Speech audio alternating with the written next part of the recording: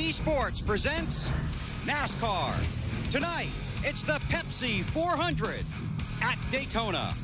Twice a year, the NASCAR Winston Cup Series comes home to the Daytona International Speedway, a 2.5-mile track where names like Petty, Pearson, Yarborough, Gordon, Elliott, and Jarrett have celebrated victory on the sport's grandest stage.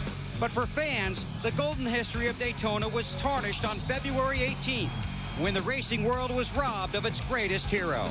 Tonight, 43 teams and 180,000 fans have gathered to witness stock car racing's most daring challenge and salute its most dynamic star, Dale Earnhardt. Hello, everyone. I'm Bill Weber, along with 1975 Daytona 500 champion Benny Parsons. Welcome to Daytona, and welcome to NBC Sports coverage of NASCAR. We're thrilled to be here, and along with our partners at TNT Sports, we'll be here for each and every of the next 20 races, taking you all the way to the Winston Cup Championship in Atlanta. Now, tonight, one of the sport's brightest evenings is certainly saddened by one of its darkest moments.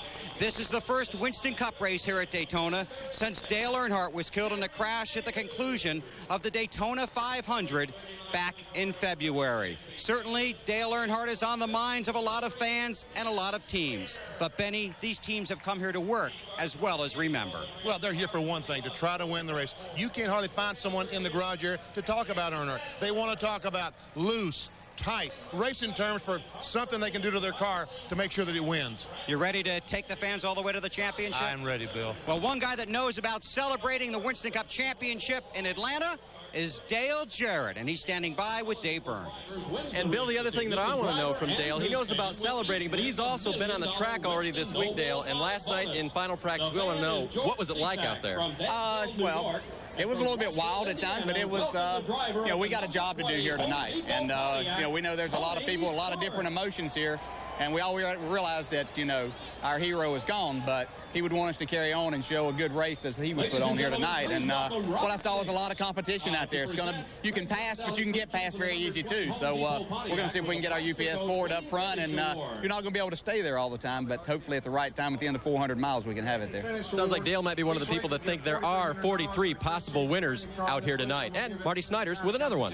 Well, Dave, while Dale Jarrett has struggled at Daytona, this man, Rusty Wallace, has 2 consecutive top 5 finishes. Now, Rusty, this car you're using tonight, same car you used at Talladega, but it's amazing the work that has gone into this thing since Talladega. 800 man-hours have gone into this car. It went to the wind tunnel. We were there with it. A, is the car better? And B, are you amazed that all that work goes into it? Well, first of all, believe it or not, the car feels about the same, but, you know, we tore the car up a little bit in the 500, and it got a couple of door marks on it in Talladega, and Robin is probably the world's best in the wind tunnel. I think he's one of the best.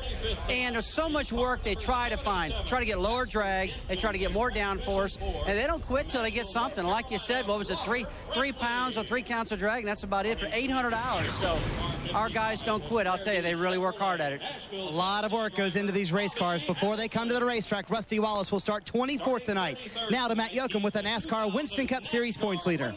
And Jeff Gordon is also the winningest active restrictor plate driver in NASCAR history, and also best in class Chevrolet. You start 5th tonight, but I talked to your crew chief, Robbie Loomis. He said you made, and this team made, wholesale changes on this race car. How concerned are you about your chances tonight, Jeff? Well, I knew that if we didn't make some big changes that we were going to be in trouble. The car was real loose in traffic. And, you know, we brought this car because we knew it would be a good handling race car. So we just need to make some changes. Luckily, we got 2 teammates out there, Terry Labonte and Jerry Nadeau. They had a little bit different setup, so we were able to, you know, talk to them, share some information. And I feel really good about the changes that we made and got a good starting position. So hopefully we can be there all night and have a good, strong finish when this thing's over. Maybe even win this Pepsi 400. Jeff Gordon starts 5th, looking for his 5th Daytona victory. Bill Weber. Thanks, Matt. This is the 17th race of the Winston Cup season. Did you miss any of the first 16? Well, here are all the highlights in 37 seconds. Finally, Michael Waltrip is going to win. Full of hustle, Steve Park is full of heart. Actually, we won in Vegas in a million. Kevin Harvick on the outside. The UPS Ford set to deliver at Darlington. Sadler set to pull off the Bristol upset. Bobby Hamilton is in the lead at Talladega. Rusty Wallace has dominated the second half of this race. Stewart's going to win the Pontiac Excitement 400. Jeff Burton breaks out of a season-long slump. Ricky Rudd, this will be a popular win, and Tony Stewart will win. Hope you got all that, BP. How about your favorite moment from the first part of the season? You know, this has been a kind of a confusing season, Bill, because it looked like Dale Jarrett, with those 3 victories in 4 races, was going to run away with the point championship. And then he started having trouble. As the slower he got, the faster his teammate Ricky Rudd got. And meanwhile, Jeff Gordon has kind of been consistent all the way along. And now he is our points leader. In the last 6 weeks, he has been the story. Yes, he has. And a lot of stories will unfold here tonight. 43 drivers getting ready to take the green flag. Of course, one of the big names missing from this field, Dale Earnhardt. He had so much success at this racetrack. He'll be remembered all around the track this evening, up until the checkered flag and for many hours after, and as we continue to the final moments of the season. He's remembered by his fans, his competitors, and most of all, his friends. That tough guy, intimidator image, they didn't just give him that, he earned that. You always get excited about going to Daytona and driving through the tunnel. And I'm not sure that excitement's going to be there this time.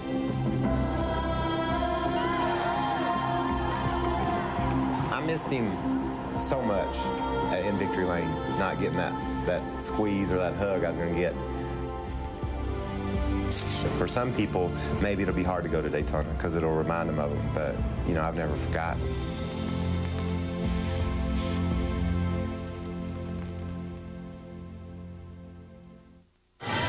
And welcome back to Daytona. Now, it's not just this race we think about Dale Earnhardt. It's every race. It's every week. And for many of us, it's every day. Maybe that's why back in the garage area, there's been this real business-as-usual approach to the Pepsi 400. Or maybe it's because those who knew him best have very personal memories of a very private man.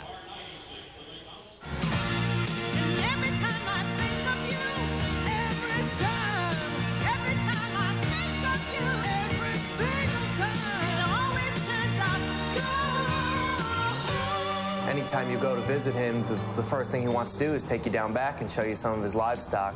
We were running in a pickup truck about 80 miles an hour towards a closed gate, and he was fumbling for the switch and finally found the right one, and that gate started to open.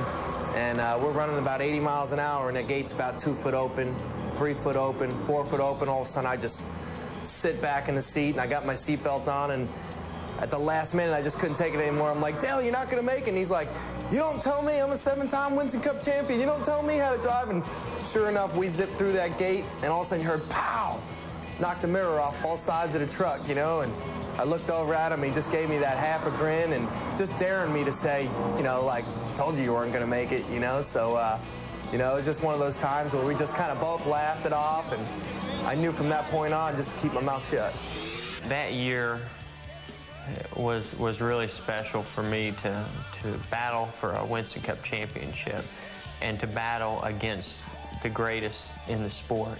He made comments about they're not going to be able to serve champagne at the banquet. And he was the kind of guy that he liked to joke around. He liked to have fun. But most people didn't want to poke back at him. You know, they were like, okay, you know, he's good at dishing out. How is he at taking it, though? And so we went for it, and we, you know, we did the milk toast, and he got a big kick out. He laughed, you know, and stood up. And for him to stand up, you know, and cheer me, you know, or toast me back, I tell you what, I was already crying and chills going up my spine, but after that, boy, it was one of the neatest moments at a Winston Cup banquet for me. He liked to pick on me a lot when we were out hunting and pull gags, and you know, one of the favorite, I guess, I can still remember him. He rode ahead of us, and he slipped back and backed his horse up in between some bushes, and as I rode by, he come jumping out with that horse and hit my horse in the back, and I'm hanging off the side, and he's back there just dying laughing as I'm about to fall. You know, I'm at the Southern 500, and it's about 100 degrees out there, and I get ready to get in my car. Man, it stinks bad. It smells real, real bad. And we'll come to find out Earnhardt qualified right behind me. He's right behind me. He lifted the seat cushion up and dumped a whole can of sardines in that seat. And God, did that car stink. Well, the very next race at Bristol, Tennessee, we got ready to start the race, and I snuck over, and I stole the steering wheel, and I hit up my car. And I'm just having a blast. I'm looking in the rearview mirror, and he is just fumbling all over the place, going nuts trying to find that steering wheel. He was in such frustration that I looked, and I saw his crew guys running around. I saw one crew guy, and I went,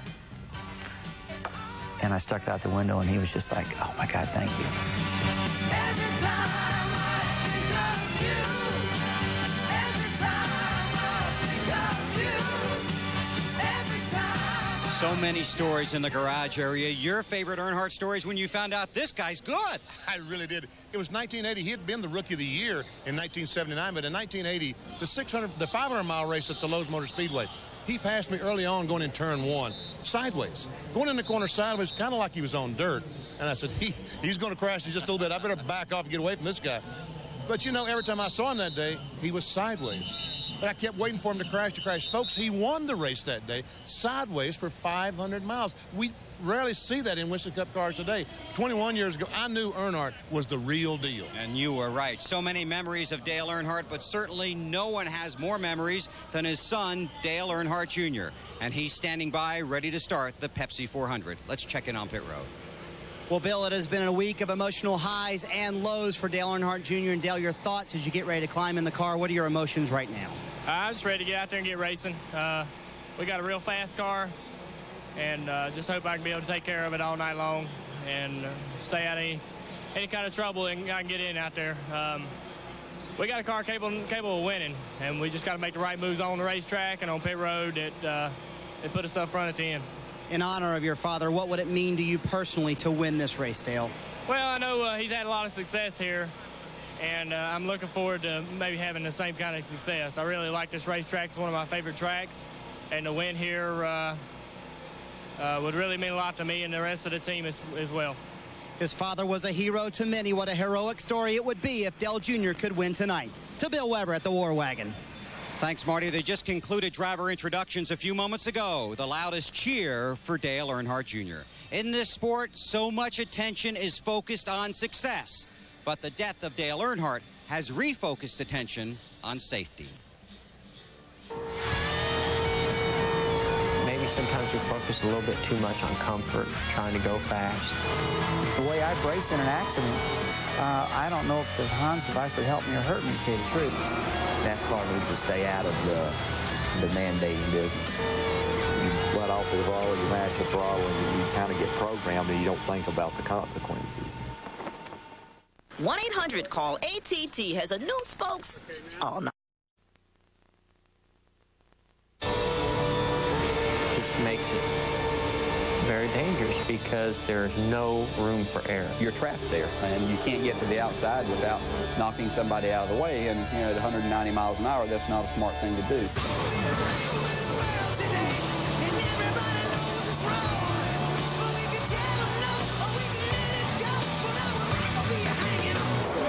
You can't pull out and pass nobody. You know, you can't even pull out and get out of the way. Every time you hit a wall, you realize very quickly that you went over that edge. I don't like running that tight together. I don't trust a lot of guys around me. We can't have 40 cars running in one pack. It's ludicrous. There's something bad going to happen. We have built an expectation that's too high for Daytona. NASCAR racing at Daytona, Talladega, and everywhere else is fast and furious. But unlike the movie, this is real life. The most mysterious piece of the Earnhardt puzzle continues to be the separated seatbelt. Now, on Tuesday, I sat down with NASCAR President Mike Helton, and I talked to him about the investigation of the crash and about safety worker Tommy Probst, who told NASCAR several weeks after Earnhardt's accident he believed the seatbelt was in one piece. Tommy's been a great contributor to the EMT staff here at Daytona International Speedway for some time. And we believe that he's very sincere in what he believes. We just disagree with him. We feel like the belt was separated, was broke. So it's just his opinion or his belief that it wasn't? According to him, he believes that it was not separated. If you didn't talk to him for a great period of time, which by your own admission, hindsight, you wish now that you had, how can you convince the fans and the people in the garage area that maybe other mistakes haven't been made along the way? Well, I think it's a matter of waiting until we can come to all the conclusions we can come to, and then we'll just have to see what happens from there. Well, first place, we have not lied. Okay. And the second thing, if there's been some corrections, we may have made some comments that we have regretted, but it's never been the intention of lying, and it's all going to be on the table sometime in August. Do you feel at all that your credibility is being called into question? If it's not, the perception is that it is, and that's a serious issue to us. But we feel like that in the garage area, and the competitors and the car owners are the ones that first and foremost have to understand and believe in us. And certainly the fans need to, because without them, the rest of us have nothing to do. And if it means earning credibility back, then we hope we can do that. I'm sure that they probably sat back at one afternoon and said, ooh, wish we'd have done this way differently. Certainly, could NASCAR have handled some situations differently, and could it have been better? Yeah, maybe so. But we all have to understand what position they're in, and you know, they're trying to not only find the cause of this and be able to help everyone with that, but you know, they're still trying to run a series here. I'm fed up with the investigation. I want to know what it is that causes a basal skull fracture. I want to know that. I'm way less interested in deciding if someone got in the car and cut a belt, or if the belt wasn't cut or was cut. I don't care. It's a safe assumption at this point that you know a lot more than you're willing or able to tell. Is that correct? I'll leave it to you to make the assumptions right now. Okay. Well, then I'm going to assume that for sake of argument. Okay. Have you told the sport's most valuable asset, the 43 drivers in the garage, more than the rest of us might have been able to learn at this point? I think we've shared with them details that we think might help them. I can't say that I don't feel comfortable and fairly knowledgeable about what did happen. You know, I think that as it relates to the competitors, I feel like they've been open and honest. Deep down in my heart, I know what they know. Well, after talking to Mike Helton on Tuesday and talking to the drivers in the Winston Cup garage, you know NASCAR is talking about the Earnhardt investigation. They're just not talking to us. Well, Bill, we don't need to know. Right. I mean, the 43 drivers, the teams, they need to know, because they need to make it safer for their drivers. But me, you, the media, the fans, we don't really need to know. Our life's going on. Nothing's going to be changed. But for the drivers, it can make a big difference knowing exactly what happened. Still, it's painful waiting, Benny. Oh, it is so painful, because Dale Earnhardt was our friend, mine and yours and these fans out there, and we want to know exactly what happened. We also want to know, is he going to help the next driver involved in a situation like this? Okay, Benny, thanks for stopping by the War Wagon. Now head on up to the booth where it's air conditioned. Okay, Bill. All right. Now, all these race cars have multi-million-dollar sponsors. But tonight, driver Stacy Compton is sending a little different message. On the back of his race car, he's trying to create a greater awareness of the frustrating search for the missing Washington, D.C. intern, Chandra Levy. And now at Daytona, the excitement continues to build. Some of the most exciting seconds prior to the start of a race. Are you ready?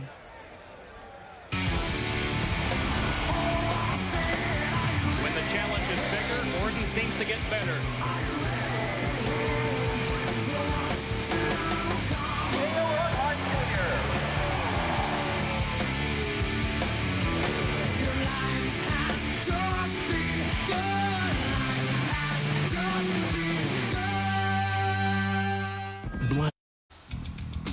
At the Daytona International Speedway, it is a sea of multicolored T-shirts. The fans ready to cheer for their favorite driver. On pit road, it's a sea of multicolored cars waiting for the command to begin the Pepsi 400. Tonight, only one man can win the Daytona 900. That's Michael Waltrip. He won the Daytona 500 here in February, and tonight he tries to go for 400 miles. Michael Waltrip has always been one of the most popular players in the Winston Cup garage. But for 16 years, his claim to fame was he didn't have any fame. So before this season, Dale Earnhardt hired his buddy, pumped Waltrip full of confidence, dropped him in the seat, and sent him to victory in the Daytona 500. Waltrip's first Winston Cup win, how many starts did it take? 463. When did Dale Earnhardt get his first Winston Cup points win at Daytona? In this race, on this date, exactly 11 years ago today, July 7th, 1990. Here's Dave Burns. The teams practiced at night and qualified during the day. That means they had to make an educated guess to go the fastest during qualifying. Sterling Marlin's team made a great guess. He drove a great lap, and he's the fastest qualifier and on the pole tonight. He hopes to end a 5-year winless streak that he began after he won here, right in the Pepsi 400 5 years ago yesterday. Matt Yoakum. Dave, rookie Kevin Harvick has handled the immense pressure of an impossible situation like a veteran, rising to the occasion, matching his highly touted potential with much productivity. But tonight, the rookie driver finds himself in a rookie situation, making his first career Winston Cup start in Daytona. Tonight, Harvick will roll away from the 10th position, racing for pride, prestige, and $1 million. But tonight, for thousands of race fans all over the country, Harvick is racing for someone who isn't here. Bill? Marty? Well, Matt, if there's one man who has a task laid out before him tonight, it is definitely Tony Stewart, who will start 36 with a fast race car. But, Tony, does it really matter where you start at Daytona? No, not at these restrictor plate tracks. I mean, you can start at the front, and you're going to get shuffled to the back, and you're going to be everywhere in the field before it's all over with. But I think there's going to be a lot of different strategies played out tonight, and you're going to see a lot of guys doing a lot of different things that are quite a bit different than what everybody's going to expect tonight. The anticipation building on pit road. He is one of 5 contenders for an extra $1 million tonight in the Noble 5 program. Now back to Bill. And joining Tony in the chase for the Winston Noble $1 million bonus, Jeff Burton, Kevin Harvick, Mark Martin, and Bobby Labonte. Those drivers finished in the top 5 at Charlotte in May to qualify for a run at the $1 million tonight. And when does the chase for all that money start? Well, it starts when Britney Spears says so. That's when.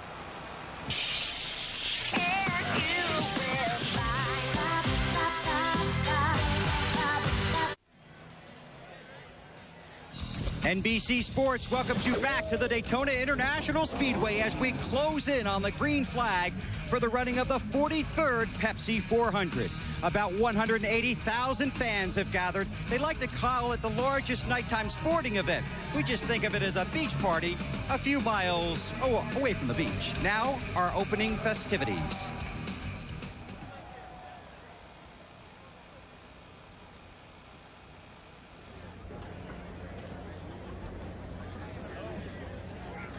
Almighty God, we thank you for this wonderful night with the people from all over the world gathered here, and for the excitement of the races with the best drivers in the world and with the greatest fans in the world. We invoke your blessings and say you are our God and we are your children. Shalom and amen.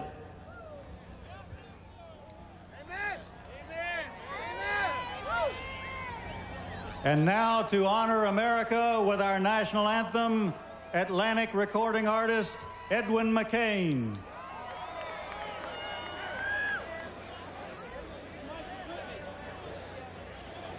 Oh, say, can you see by the dawn's early light what so proudly we hailed at the twilight's last gleaming, whose broad stripes and bright stars through the perilous fight, oh, the ramparts we watched were so gallantly streaming, and the rockets' red glare, the bombs bursting in air, gave proof through the night that our flag was still there.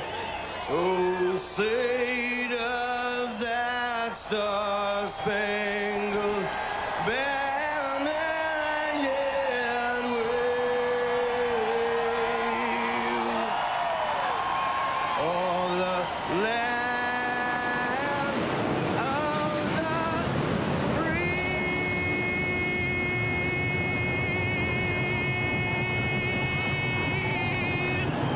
and the home of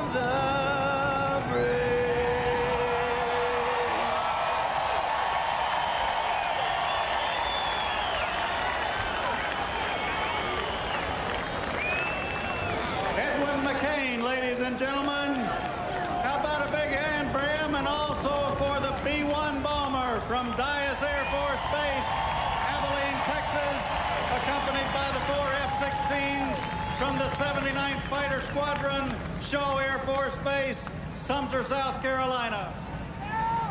And now for the most famous words in motorsports, the Grand Marshal of the 43rd Pepsi 400 at Daytona, Miss Britney Spears. Gentlemen, start your engines!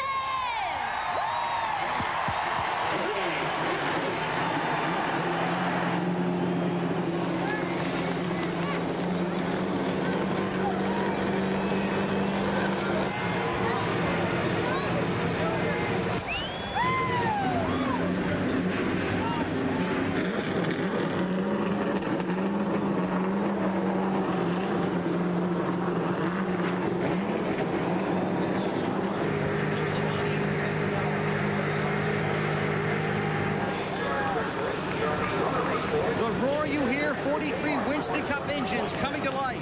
The rumble you feel, the pounding heartbeat of 180,000 fans. The next step in the race to the championship is about to begin. And it's my pleasure to introduce the 3 men that will take you from the green flag in Daytona to the checkered flag in Atlanta. Alan Bestwick, Benny Parsons, and Wally Dallenbach.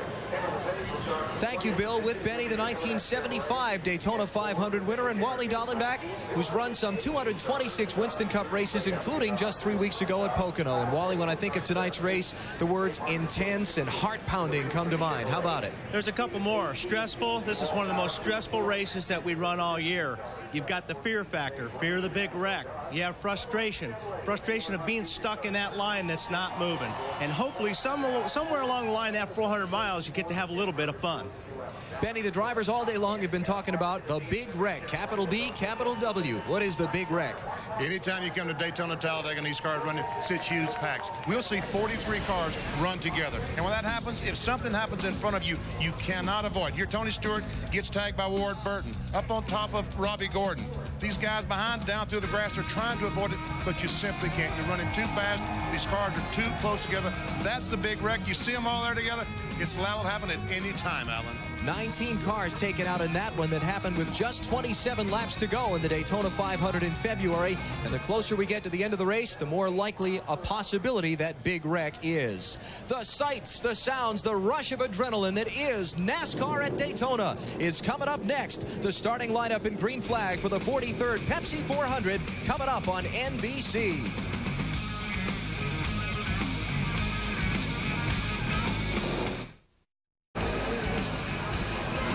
Some 180,000 fans are packed into the Daytona International Speedway waiting for the start of the 43rd Pepsi 400.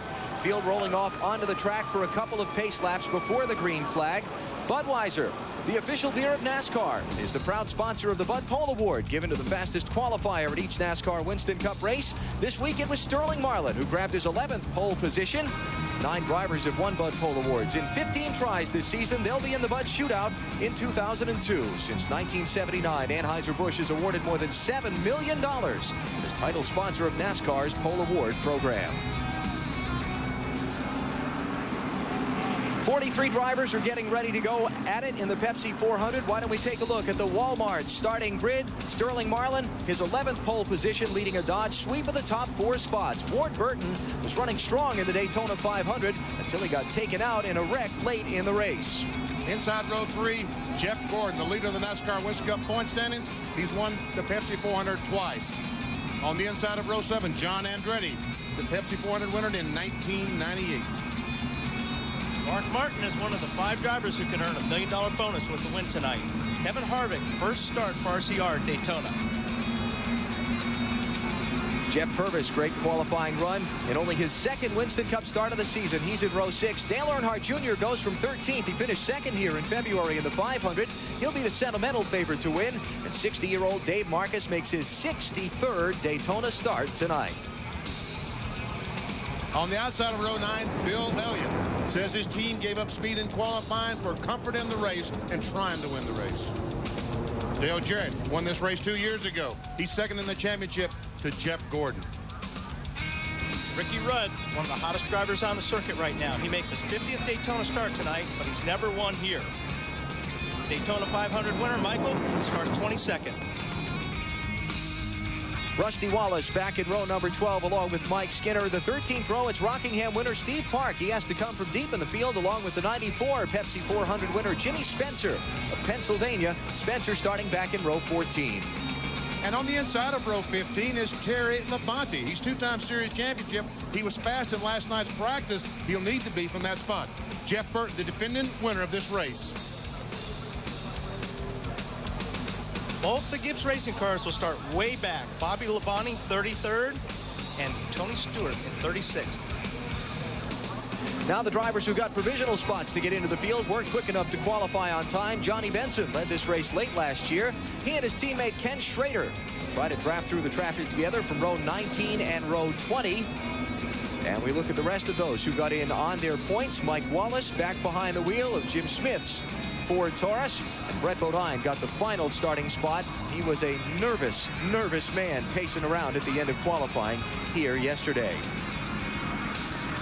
Look at those who failed to qualify. Ron Hornaday and A.J. Foyt's car not here. Buckshot Jones ran really strong in practice, just didn't go when he needed it to in qualifying. He's among the 5 who will watch this race instead of being in it.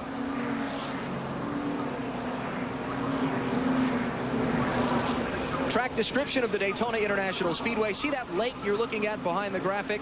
All the dirt that used to be where the water is now was used to make the 31-degree banking of this racetrack that is some 4 stories tall from bottom to top, that these race cars rocket around at some 190 miles an hour. And there you can see that 31 degrees as these cars come through there. Now the race analysis, and the key number in this one will be pit window. 50 to 55 laps for fuel. Some guys tell me they can only run 50 laps. If they can't do that, they have to stop 3 times. The guys that can run 53 laps can make this race on 2 stops if it should go green flag all the way. Down to pit road, here's Bill Weber. Thank you, Alan. This track is 2.5 miles long, and there will be plenty of wild action out there on the big track. But look at the pit stalls on pit road. They're a little over 15 feet wide and just over 29 feet long, and there will be plenty of wild action there as well. Who has the best pit stall? Well, pit stalls are selected in the qualifying order, so the argument would be that Sterling Marlin has the best pit stall. You want easy in, easy out. He's got both. And you have to watch the timing line so you don't get a speeding penalty. The checkered flag falls on the track. But here at Daytona, the race could be won on pit road. Here's Dave Burns. Phil, we haven't talked yet about the defending race champion, Jeff Burton. Remember, he and his Roush stablemates have all gotten increased horsepower from their R&D department since the Texas race this year. They will be looking strong. And Mark Martin and Jeff Burton are also in the No Bull 5 program. So talk about incentive, an extra $1 million for those two. Let's go to Marty. Dave, last Friday, Dale Earnhardt Jr. in effect became the man of the Earnhardt family when he walked his sister Kelly down the aisle for her wedding, a job that was originally scheduled for his father. Now at the track that claimed his father's life, Dale Jr. looks to assume another role, becoming the man of the Winston Cup Series at Daytona. He has a fast car, just enough experience, and tonight, most likely, a little help from above. Can Dale Jr. dominate Daytona like dear old Dad used to? Only time will tell, but tonight, he might get a good start. To Matt Yoakum. Marty Ward-Burton will start the 22 car from the 2nd position. He's racing for restrictor plate redemption. He led the most laps in the season-opening Daytona 500, only to be crashed out while leading at Talladega. He lost the lead and the race when he overshot his pit. He says he feels like he's due. What better way to get your first Winston Cup restrictor plate win than here at Daytona? His best finished 7th 3 times. That's in the last 3 Pepsi 400s. He feels like tonight he's due, and this could be his best shot ever. Alan? About a half a lap from the start of the Pepsi 400. Those 9 Dodges in the field are heavily concentrated toward the front of the pack. Dodge has not won here at Daytona since 1977. Is tonight the night, Benny? I think it could be. I really believe it will be, because Sterling Marlin, Ward Burton, 2 really fast cars in the Daytona 500. And I don't see why. I haven't seen anything that tells me they've slowed down any. One of my favorite points of these night races here at Daytona, the flashbulbs just exploding from the grandstand on this last pace lap. Fans all taking their memento pictures. And for these drivers, Wally, their last moment of peace and quiet. It's about to get very tense. Yeah, the Hornet's Nest is supposed to open up here. Just a second. It's going to be great. Your thoughts? You're in turn 3. You're inside the race car. They're what? Well, you know, it depends on where you're at. But really, I'd rather be on the outside here, in the outside lane, only because when you come out of turn 2, everybody's going to start diving down to the bottom, so you have to protect your line. So hopefully I'm in the top line, and I'm just going to ride, hopefully get through the next couple laps, get things sorted out. You see so many cars passed on the inside here at Daytona and at Talladega. A lot of these teams have installed little mirrors, little spot mirrors on the roll bar where the driver can look out a rear view mirror beside the car and see if someone is beside him. 20 straight weeks of racing to decide the NASCAR Winston Cup Series champion begin now.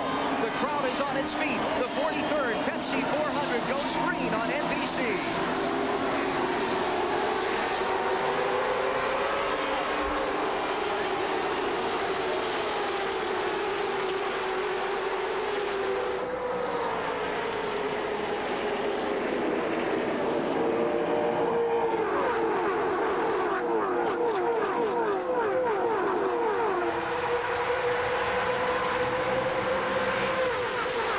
Halfway through the field off the second corner. Mike Skinner saw an opening in the middle and dove 3 wide, trying to pick up some spots. The yellow line on the bottom of the racetrack is the out-of-bounds line. Think of it like the sideline on a football field. The drivers were told in their pre-race meeting, go below that, you're going to be penalized by NASCAR. And that's really what got us in trouble a lot in past before they made that rule. Because what would happen is guys would go below that line. Then when we got to turn 3, you have to get back up on the racetrack. And if there was 3 or 4 abreast there was no room. Ward Burton leads lap 1. Jeff Gordon squeezing underneath Kevin Harvick. Harvick in the white car. On board with Harvick. Joe Nemechek is in the 33 car. His first race back since Richmond in May. He crashed practicing his Busch car at Dover. And has been trying to heal all this time. Casey Atwood in the 19, the young 20-year-old from Nashville, being passed by Sterling Marlin for second. Not so fast. Our colleagues at Fox began a tradition of saluting the memory of Dale Earnhardt with a silent lap 3. We feel it appropriate, and we're proud to carry that tradition on.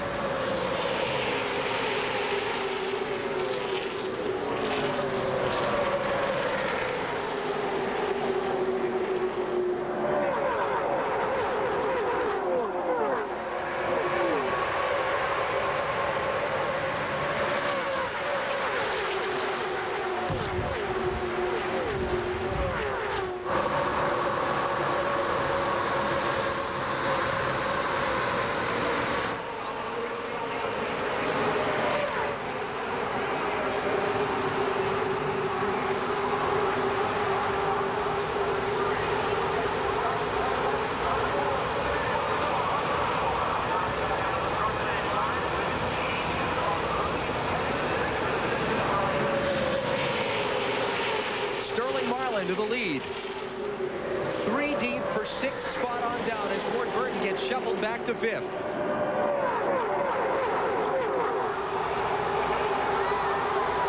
Andy Houston, the rookie, going for the lead on the outside. Has some drafting help with Joe Nemechek and put Houston in front.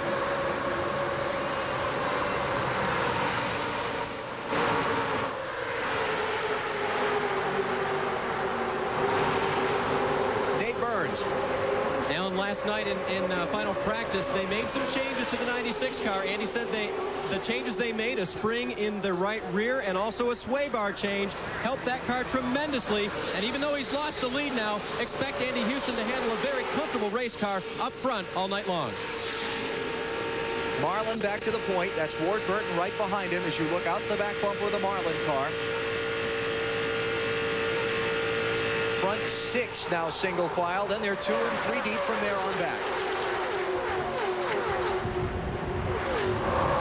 That is the most important thing, a comfortable unbelievable race car for this race. You know, this track probably has quite a bit less grip than it had in February. I think once the tires get a lot of heat, fuel burns off, this car's going to get to be a little bit more of a handful than right now. Stacy Compton in the 92, racing Joe Nemechek for third spot. I can't believe these guys can do this. Lap after lap after lap, side by side, 3 wide. My fists are all clenched together up here. I can't imagine what it's like in the race car.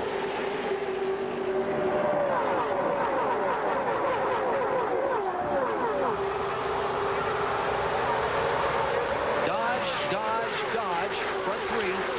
Then the Chevrolets of Kevin Harvick and Joe Nemechek. Also Mike Skinner in there in a Chevy. And Mike Skinner started 23rd in that number 31. Here comes Ricky Rudd. And Michael Waltrip, the Daytona 500 winner in the 15 car.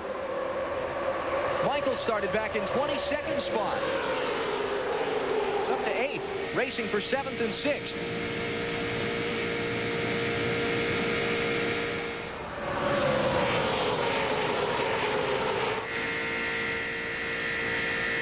Jeff Gordon. Let's see if he has to back off in the corner. Listen to his engine. Hasn't yet. And that's what he was working on last night. He told us in our coverage of the final practice, he was working on being able to run around the racetrack wide open, never having to crack the trunk. Waltrip in the 15, Rudd in the 28, Gordon in the 24, trying to advance the inside line by Skinner. That'd be for 5th position.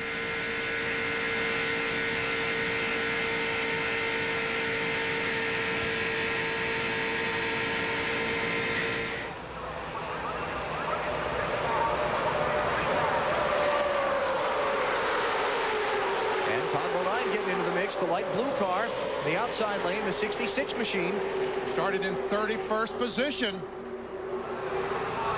We'll see that all night long. Cars coming from the back to the front, shuffling back to the back, coming back to the front. It's one of the exciting things about this kind of racing. Yeah, exciting and sometimes very frustrating, because just when you get up there and you go, all right, I'm going to get with the lead guys, we're going to get in line and we're going to take off, and all of a sudden they split you and you go right to the back. And it's like that all night long.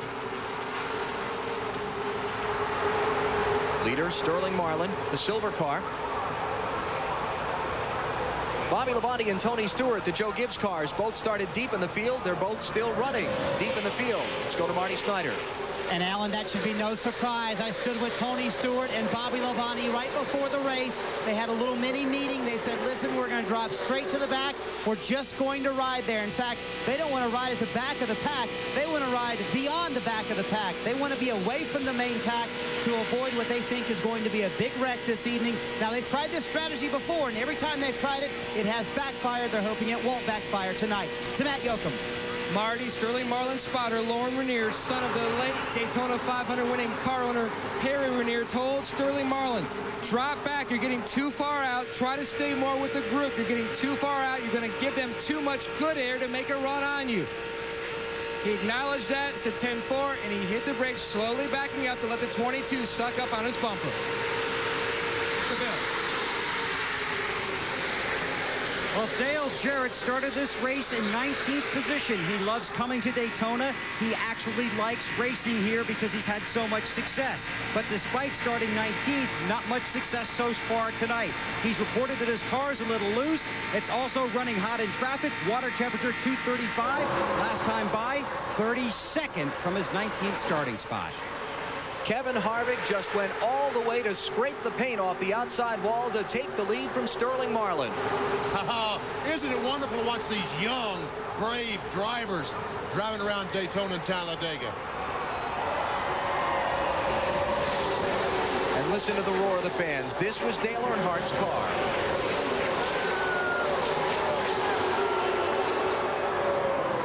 Comes Dale Earnhardt's car. Dale Earnhardt Incorporated, Michael Waltrip on the inside, trying to take that lead away from Kevin Harvick.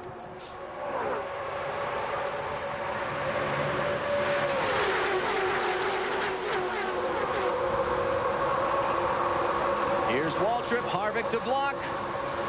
See now what Kevin just did, took him out of the line and he's going to lose a lot of positions unless he can squeeze back in line right there. Marlin to the lead, Andy Houston to second, the McDonald's car there. Now Waltrip in third, Todd Bodine goes to fourth, and they're 3 deep from fifth on back. Oh, man, oh, man.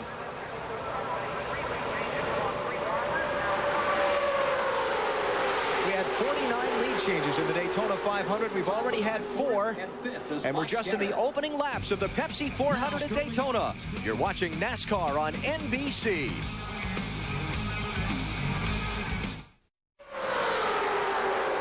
Of 160 laps are now complete in the 43rd running of the Pepsi 400 at Daytona. Sterling Marlin is the leader. Michael Waltrip is second. Andy Houston is third. Todd Bodine fourth. Now they're mixing it up from back, 6th position on back. You've got Ricky Craven in 5th, Mike Skinner in 6th, and now this race for 7th between Ward Burton in the 22 and Kevin Harvick in the 29. And look at that, moving up. Mike Wallace started 42nd in that 7 car. He is up to the 10th position, has gained 32 spots. And Mike's kind of fighting for his job here this weekend. This might be his last ride in that 7 car. But again, he ran just like this in the Daytona 500. Ran terrific here and Talladega. Yeah, Talladega, he started dead last in the field, 43rd, finished 9th. Let's get more on Mike Wallace's race so far from Dave Burns. Well, and Alan Benny's right. He started 27th here in February and finished 6th. Now, I just talked with Jim Long, his crew chief, who said we knew the car was going to be good. We didn't expect it to be quite this good. I talked with car owner Jimmy Smith, and he said, hey, I spent $1 million trying to get this thing to go fast by itself. It wouldn't. We had to take a provisional, but boy, it sure goes in a pack of cars. Back through Mike Wallace in 10th, now sorting out single file. I mean, you know, especially Mike's had to sit and watch somebody else drive his race car for the last couple of years. That's like seeing your wife out with somebody else. I mean, that is a terrible feeling, watching your race car go around the racetrack without you in it. 3 deep, that's Dale Earnhardt Jr. left of your screen, Kevin Harvick in the middle, Ricky Rudd down on the inside of the racetrack. And they're racing for 9th, 10th, and 11th spots. Now he lifted there. Yes, he did. Pit road, Bill Weber. Just talked to Kevin Hamlin, the crew chief for Kevin Harvick. I asked him if they had any damage to the race car. He says he doesn't believe so. He's not certain because Kevin is not talking to them. Remember, he is a rookie. This is his first start in a Winston Cup race at Daytona. What Kevin thinks is that Kevin Harvick is focusing on trying to learn where to put the race car on the racetrack. Marty? Well, Bill, when Dale Jr. was just in that 3-wide pack, his spotter Ty Norris said either get in front of them or let off and let Harvick go. He wants to get to the front. We don't need to be on the outside being 3 wide. Let's take it easy. We've got a good car that can win the race. Be patient. It's early. Telling a race driver to be patient behind the wheel of his car is an easy thing to do. It's a hard thing to make happen. All right, that yellow line as we go down the backstretch, that is out of bounds, just like Alan told you at the very beginning. And this is going to be the toughest spot on the racetrack to avoid getting below that yellow line. Before the race is over, someone will be penalized for dipping down below that yellow line on the backstretch. Let's go back and look at that instance that Marty was reporting on a minute ago when Dale Earnhardt Jr. ran up on Kevin Harvick.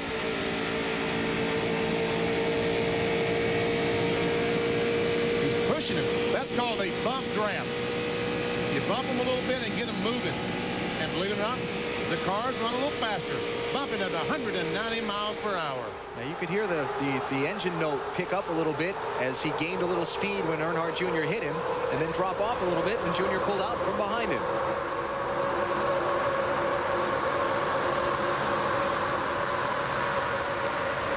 Mike Skinner in the 31. Looking inside of Todd Bodine.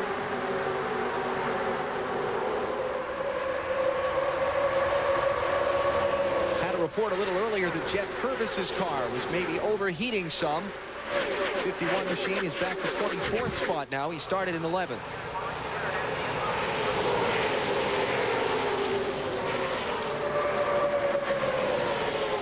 This is the race for 5th between Skinner and Todd Bodine. You see the front 4 out ahead of them.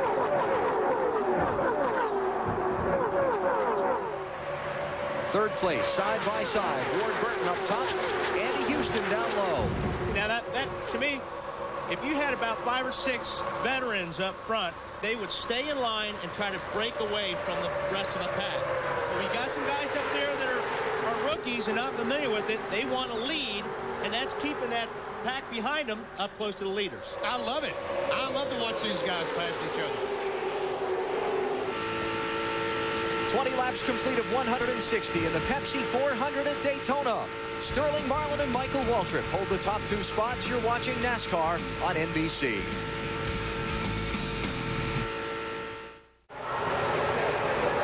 We come back to Daytona in the Pepsi 400 as Michael Waltrip makes a bid for the lead on Sterling Marlin.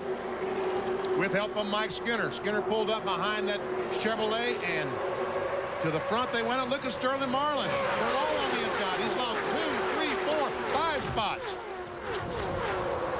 Sterling Marlin has led the last 13 laps of the race. I think everybody's got the idea he's got a very strong car. He's waving his arm. He's waving his arm. He's waving his hand inside the car. He's got something wrong. Man, he can get run off. That one right behind you. His teammate Jason left on the 0-1 car.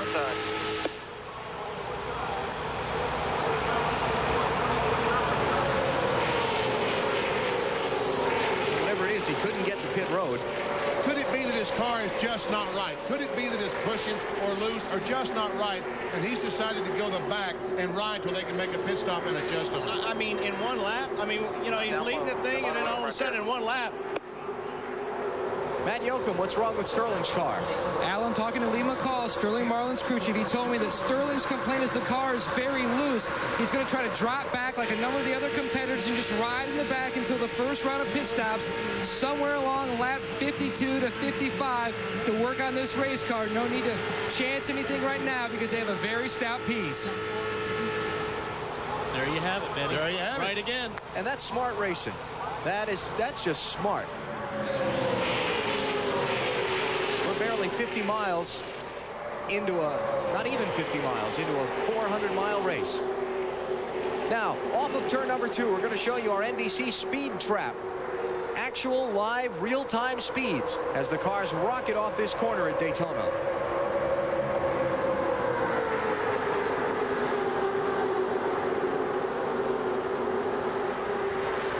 Steve Park, fastest.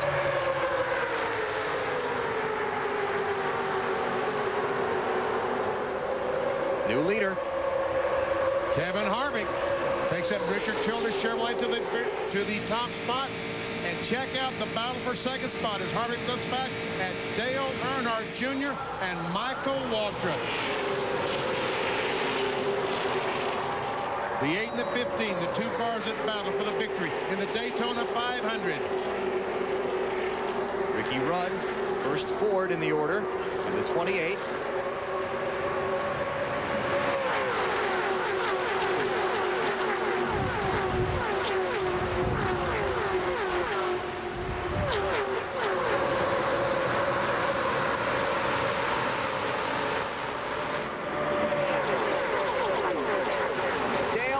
Jr. goes for the lead. The fans all jump to their feet. Still down there. Still there. Out clear, front. Clear. Earnhardt Jr. leads at Daytona. You and the 29, they're 2 by 2, about 10 deep behind you. Check out those fans. They are absolutely loving this as Earnhardt goes to the front.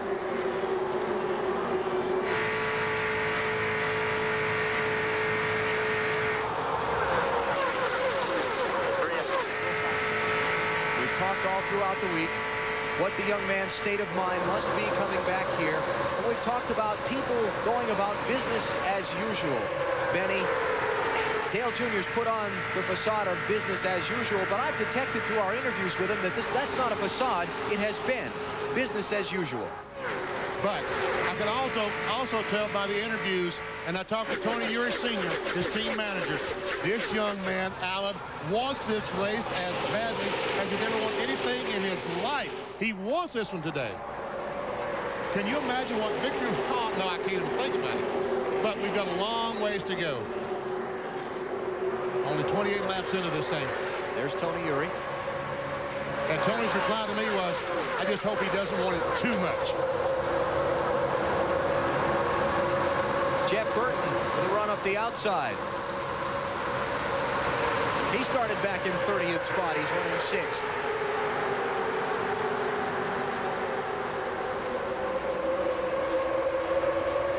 And there's Mike Wallace hanging on that trio of Chevrolets. A 7-car in 4th spot. That'd be hard to fire your driver if he finished 4th, wouldn't it? Yeah, I think that'd be pretty difficult. There's Burton, 99. Andy Houston right behind him. Then you've got Matt Kenseth starting to move up. And Michael Waltrip, who was leading the race just a few laps ago, has now moved back to the 7th, 8th position. There's Jeff Burton, said a minute ago. Started back in 30th position. He's up in 5th now.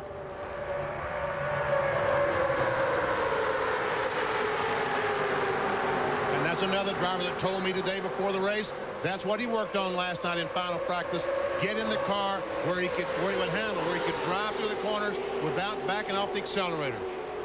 Jeff, it looks like it's working pretty good so far. The orange dot on the windshield designed to signify the 5 drivers who are running for the extra $1 million bonus. The Winston Noble 5 bonus. They were the top 5 finishers in the Coca-Cola 600 at Charlotte Memorial Weekend. If one of those drivers wins the race tonight, they get a $1 million bonus from the series sponsor, plus a fan in the consumer contest also gets $1 million. Marty Snyder has more on Dale Earnhardt Jr.'s race. And Alan, so far, he's been very calm on the radio. The only thing that he has said at Ty Norris's request, his spotter, is that the oil is at 230, the water's at 190. Very patient right now. He is leading the race. Now, the one thing that has started down here is pit strategy. Danny Lawrence, the engine builder for what used to be Dale Earnhardt's team, now Kevin Harvick's team, came down here. They're trying to plan when they're going to pit. The problem for Dale Jr.'s team is that they can only go about 50 laps on this first run. Most of the other teams can go about 55 laps on this first run. So Dale Jr. will probably come down pit road with Bobby Hamilton's team, even though Bobby's running way in the back of the pack because they are pitted right beside each other. Back up to Allen. Bobby Hamilton running in 35th position after 31 of 160 laps. Dale Earnhardt Jr. leads the Pepsi 400 at Daytona. You're watching NASCAR on NBC.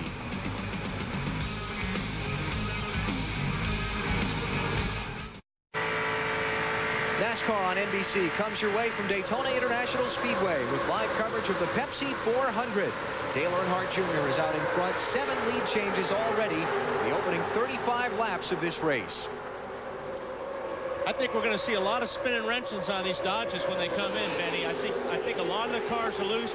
Watching the last practice last night, I saw a lot of loose race cars, but it seems like the Dodges are suffering the most right now. Right now, the best Dodge is in 12th position. Oh, no, let's go back to about the 13th position. John Andretti in the Hamburger Helper Dodge, the best Dodge. And remember, the first 4 qualifiers were Dodges. And in fact, 5 of the top 10 were Dodges. And now, as you said, Benny, Andretti in 13th is the best. Couple of Dodges riding around at the back of the field. Bill Elliott is in 43rd. He's last in the order. Let's go to Matt Yoakum. Alan, down here in Ward Burton's pit, I spoke with crew chief Tommy Baldwin Jr. He says the car is just very loose in the center of the corner. They're going to adjust this race car somewhere around lap 51 with air pressure. He said they've been fighting loose all during happy hour. They went into the race trying to adjust on that. Also, Lee McCall says his car is still very loose. Both cars have dropped outside of the top 19. Sterling just now moved up to 18, but both cars fighting loose conditions early on. And you saw the picture of Bill Elliott. There's Casey Atwood with the green bumper. And look how far back to his team car, Elliott. I mean, Elliott is in a lot of trouble. If I'm loose here, I want you to put some bite in the car. I don't know if tire pressure is going to be enough, but especially, you know, in traffic like you are with these cars, I think I'd be looking for some bite. Casey Atwood started 4th. He's right in front of Bill Elliott in 42nd. Compton started 3rd. He's in 37th. And Ward back in 33rd. We can account for the front 2 rows. Jeff Burton had moved up well up into the field from 30th spot. Now he's getting shuffled. He's just dropped 6 positions in that last lap, back to 12th spot. There and had to get out of the throttle. There's another car that's loose. We're gonna put a pound in the right rear. Looking inside, just one of them. Coming hard though. Better take a pound out of the right rear, Frankie. He's loose. When you add air pressure to these tires or reduce air pressure, you make that tire, by putting more air pressure in it, you make the tire stronger, and that changes the chassis. If you take air pressure out of the tire, you make the tire weaker, and therefore making the car a little bit tighter, change the chassis as well. Dale Earnhardt Jr. continues to parade around in front of the field. Kevin Harvick, Mike Skinner run right behind him. We're at 39 laps in. Pit stops coming up shortly.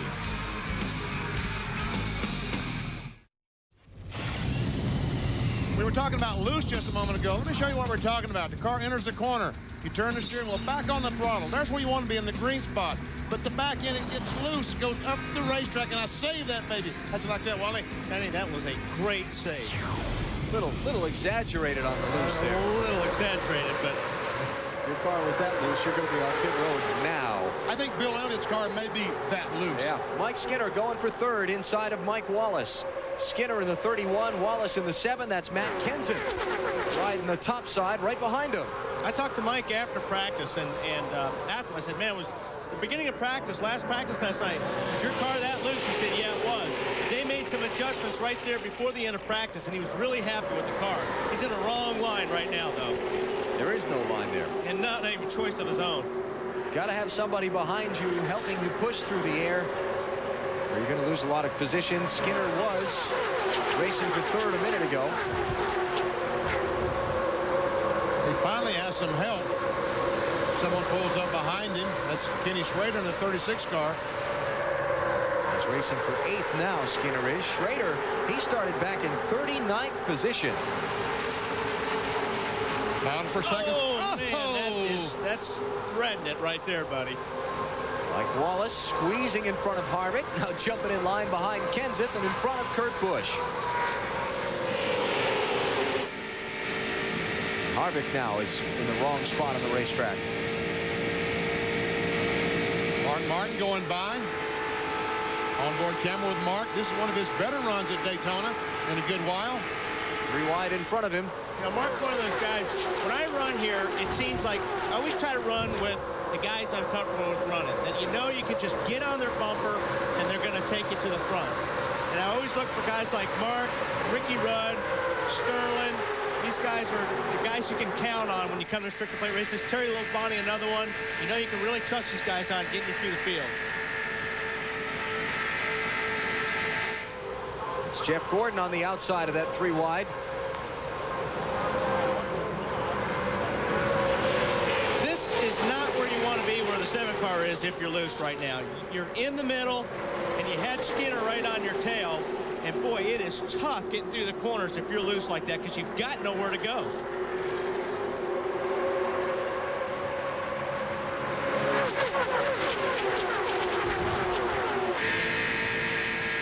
Now we're at lap 45. They'll complete 46 when they come around next time. About lap 50, with no caution flag between here and there, we'll start to see drivers dropping onto pit road for important green flag stops. An update on Dale Earnhardt Jr., the leader's strategy at this point, from Marty.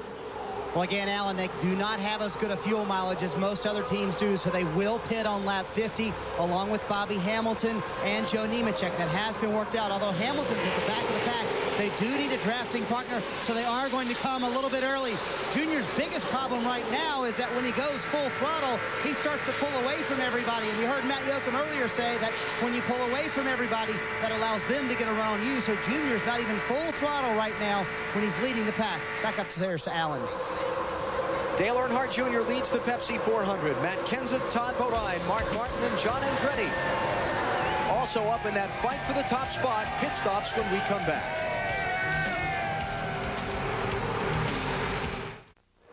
We're already past the 1/4 point of the Pepsi 400. We're at 49 laps out of 160, getting ready for a round of pit stops. Yeah, right now I'm listening to my crew saying, okay, we're going to pit in 4, pit in 5. My chief mechanic is talking to the spotter. Hey, ask so-and-so when he's coming, because we all want to come in together, at least with the group you're running with. Those are the spotters up on the roof watching their car and trying to help their driver with trouble ahead of him on the racetrack. And assorted other functions. And assorted other functions, as a matter of fact, trying to keep them out of trouble, letting them know when they can come off the corner and drift back up into the groove. Here's Here the leader. comes Junior. Dale Earnhardt Jr. ducks for pit road. The stop will come at lap 50. Wow. Somebody's way hard on the brakes coming in there. Jeff Purvis was the one who lit up the brakes. He will need new tires after that. Marty Snyder will cover Dale Earnhardt Jr.'s pit stop for us. And Dale Jr. comes down pit road. He is one of only 3 drivers to finish top 10 in both of the restrictor plate races so far this year. He says the car is just a hair tight. He originally wanted no adjustments, but then he called for a last-second adjustment, 1/4 pound out of the right rear. That's a very small adjustment. He wants to be a little looser off the turns. Dale Jr. back out on the track. Let's go to Matt Yoakum. Big Ed Watkins, the jack man. For Casey Atwood, drops the jack. He's down and away. Air pressure. He was very loose.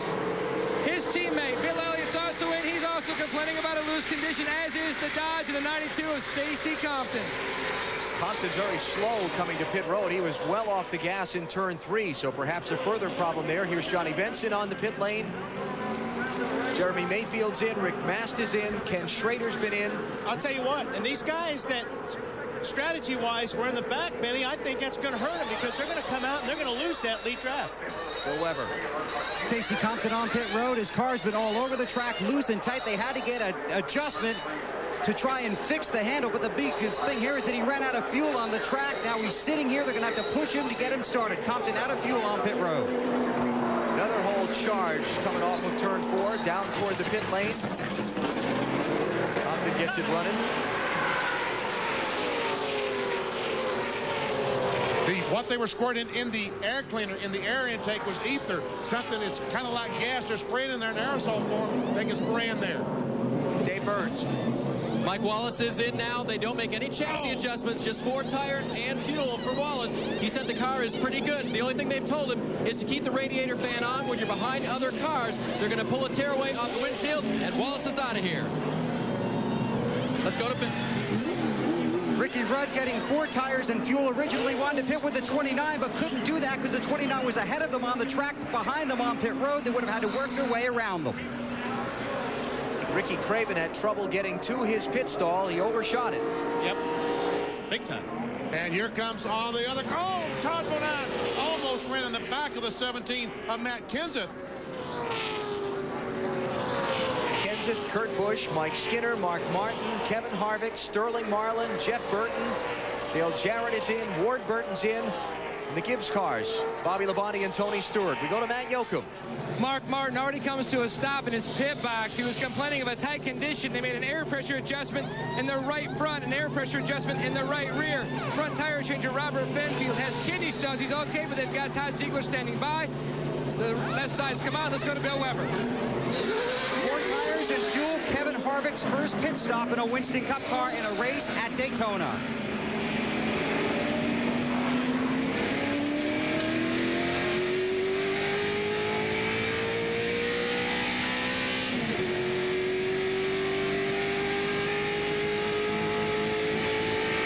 For the traffic to close quickly on the outside. Those are the cars that pitted a lap ago or 2 laps ago. Looks like Ricky Rudd's going to come out with the lead.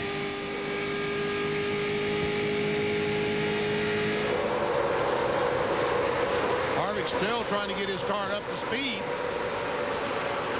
Check that. It looks like Steve Park will get away from pit road first. Well, now let's just find out. They're all still trying to get up to speed. I think maybe Matt Kenseth might be the leader of this little event. There we go. Kenseth leads, Kurt Busch second, Todd Bodine third, Mike Skinner fourth, Dale Earnhardt Jr. fifth, then Rudd, Park, Rusty Wallace, Ken Schrader, and Jeff Gordon, your top 10. And look at Junior go by Kenseth. What in the world was that all about? And Kenseth was leading the last time by, so something is wrong with the 17 car. Outside. Back to the 2-year line. Rusty Wallace behind Kenseth. Puts Kurt Busch in the lead, but maybe not for long. Todd Bodine up and around. Boy, they all ganged up on the rookie, didn't they?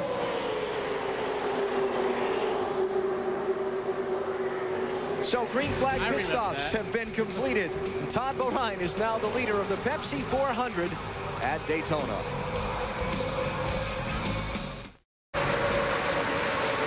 New leader in the Pepsi 400. Dale Earnhardt Jr. has reestablished himself out in front. It's Mike Skinner second, Ricky Rudd third, Steve Park fourth, and now Todd Bodine tries to take fifth away from Kurt Busch. Here's our Coors pit summary. Well, Earnhardt Jr. didn't come out of the pits first, but he now is first. He came out and quickly passed some cars. Kenseth was the leader off the pit stop, but he's been very rapidly shuffled back tonight. We'll try and get a report from pit road on what happened to him there. You see Kevin Harvick dropped to 16th. We watched him have a lot of trouble getting up to full speed.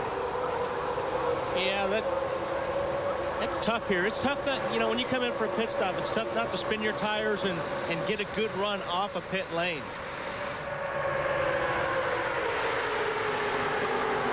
Kurt Busch, rookie from Las Vegas in the 97 car, one of Jack Roush's entries in the race.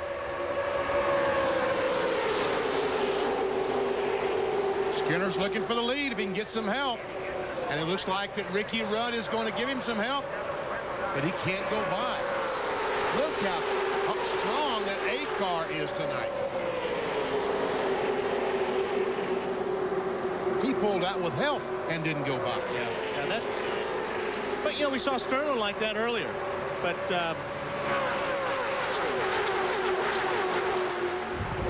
see if those adjustments help.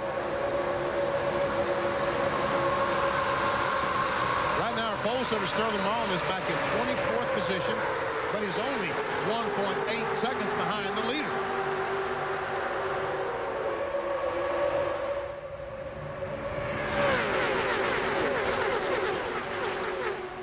We talked about Ricky Craven overshooting his pit when he came onto pit road a moment ago. Let's go back and take a look. That's Craven in the orange 32 car.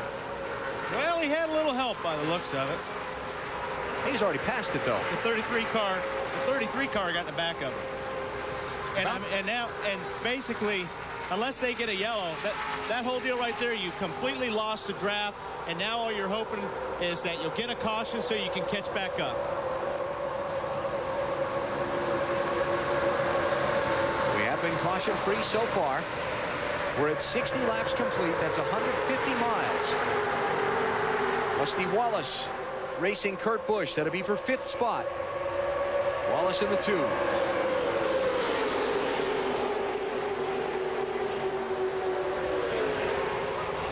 Check some speeds at the line. See who's fastest at the moment.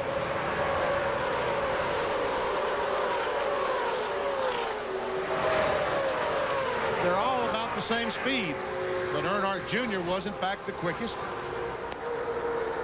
It's kind of unusual here at Daytona in the draft for the guy out in front of the draft to be the fastest. I know that sounds awkward, but it is unusual. Usually the guys getting the toe from that car breaking the air will be a little bit faster. Let's go to pit road. Just update you guys on the 17 car. No problems for them, BP. In fact, their pit stop was so good, they pulled off a pit road so fast, by the time they got their speed built up, Matt looked in his rearview mirror, and the whole field was building up speed behind him. He didn't have a drafting partner when he got out there, and he got freight trained. The car is very good. It was a little loose. They made an air pressure adjustment. Robbie Reiser says his car and his driver are both strong. Well, I appreciate that, Bill. I was really concerned that something was wrong. But that's what we talked about. The spotters tell these drivers when they get a big lead to paddle, to back off a little bit and let that second place car catch them. Don't let them get a run on you. Of the 43 who started the race, 42 are on the lead lap. Stacy Compton running out of fuel. Cost him a lap to the race leader. It's Dale Earnhardt Jr. out in front of the Pepsi 400 at Daytona.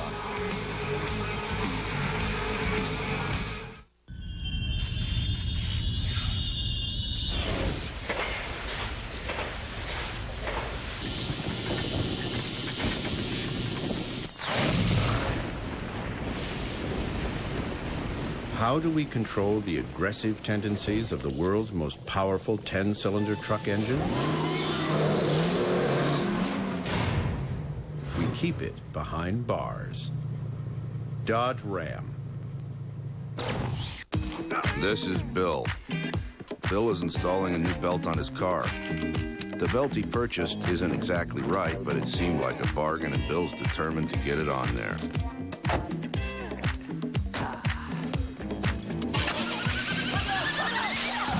That one might be a little tight, Bill. Here's the deal. At Napa, we not only carry the right part, we've got the know-how to make sure that's what you leave the store with.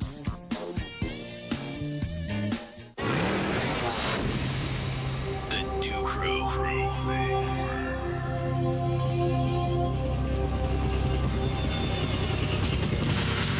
Hey, guys.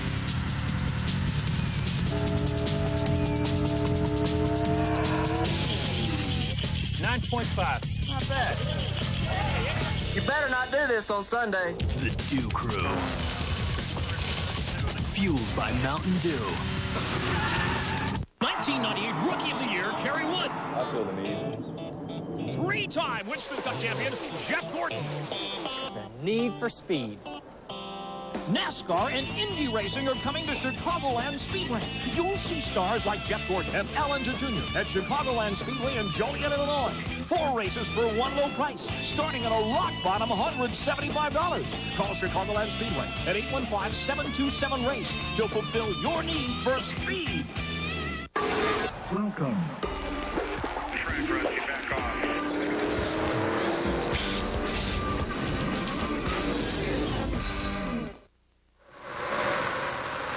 Dale Earnhardt Jr. leads the 43rd running of the Pepsi 400 at Daytona. We're 65 laps complete of 160 that make up the distance. So far, 11 lead changes in this race.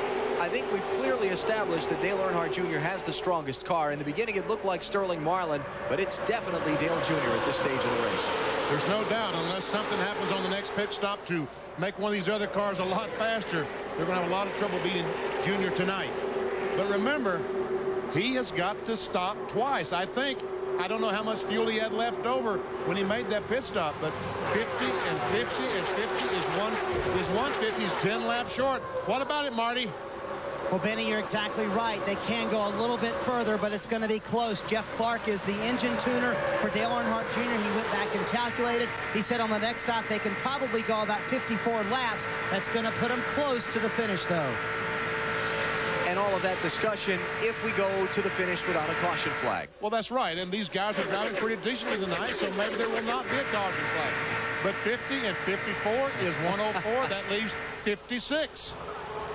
We talked earlier, the closer you get to the finish, the higher the probability of somebody making a mistake pressing hard. Well, that's right. We'll see. Let's drop back in traffic a little bit to Dave Marcus, running in 40th position, the 71 car, 60 years old, originally from Wisconsin.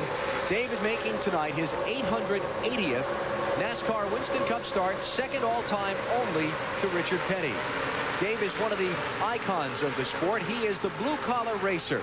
He owns his own team. He works on his own cars. You call his race shop, he'll answer the phone.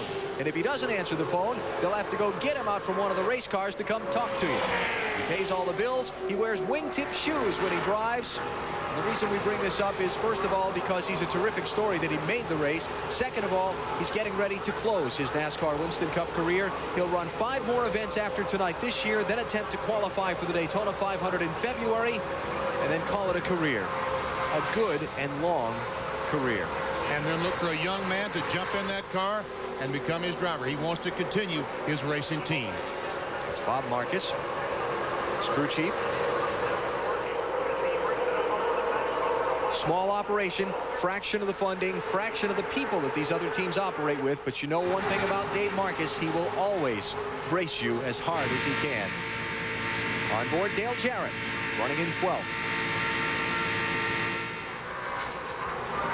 For what, Kurt Busch was doing some rim riding around that corner in 3 and 4, right up against that outside retaining wall.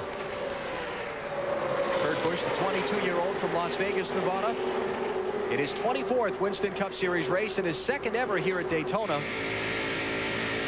And normally, you're up there because you're loose. You're using all the racetrack to keep that car from the rear end from jumping out on you. So normally guys running up there like that, just trying to save it every lap. There's Jeff Gordon running behind Michael Waltrip.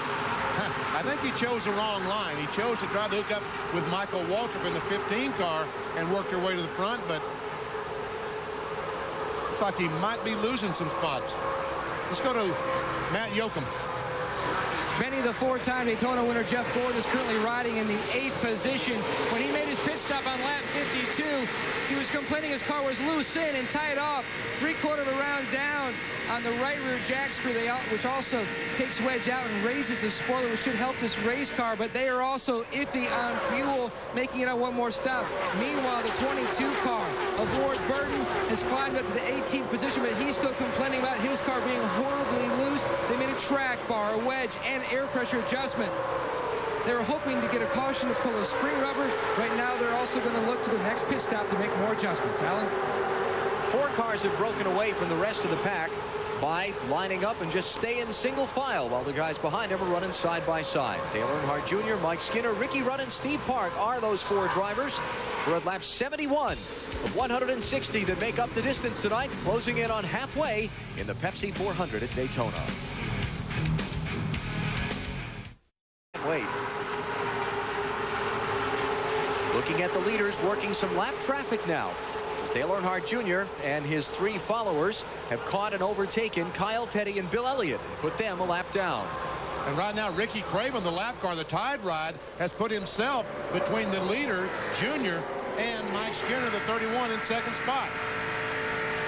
But Craven wants to hang there. Hopefully wants to try to stay there in case the caution flag comes out, get by the leader, get his lap back. Or it doesn't look like that's going to work.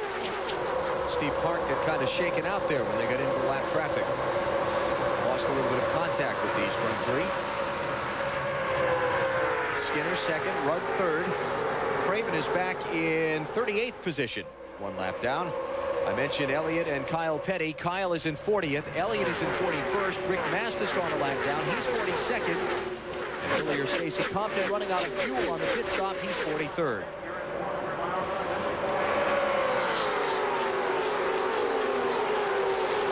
Look at this. Oh.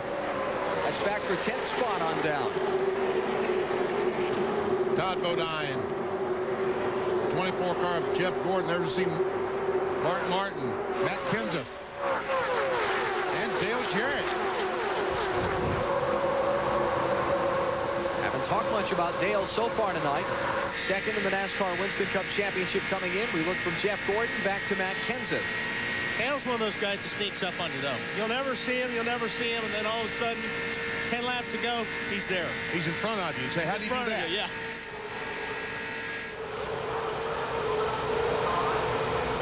More on Dale Jarrett from Bill Weber.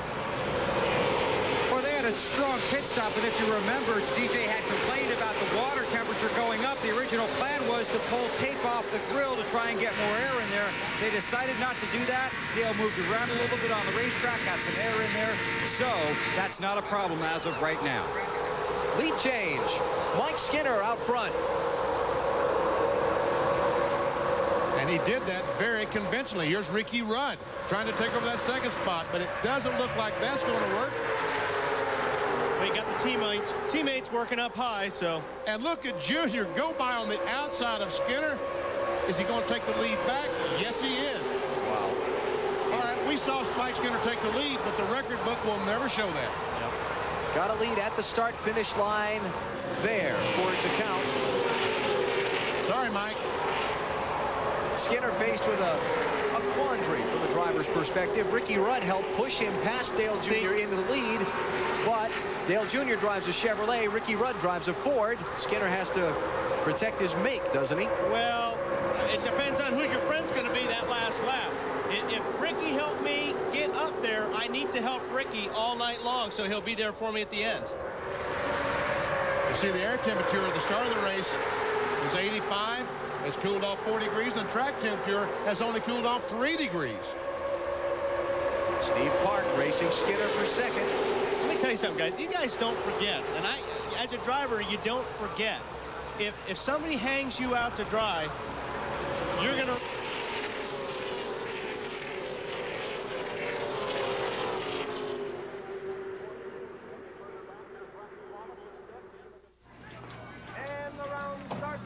How you doing? How you doing?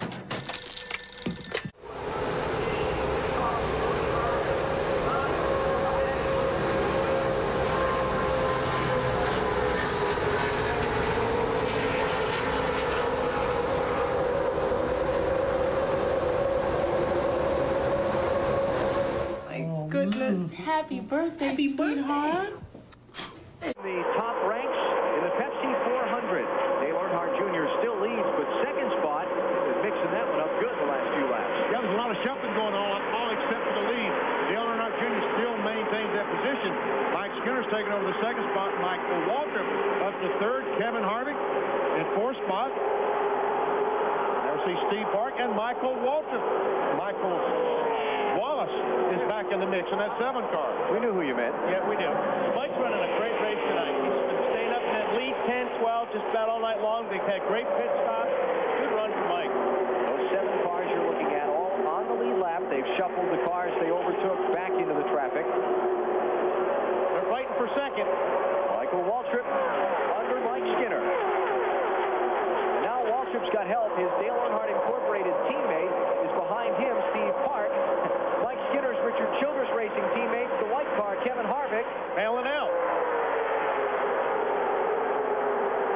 Going into the other line. Yeah. Going into the other line. Yeah. Meanwhile, look how far the junior has pulled away of these guys' battle for second position. And that other group that was a second behind them last time by is now on their rear bumper. Now, has Dale Jr. got too big a lead when they get lined up? Oh, they got trouble here. Andy Houston in the wall. Caution's out. That's off turn 4.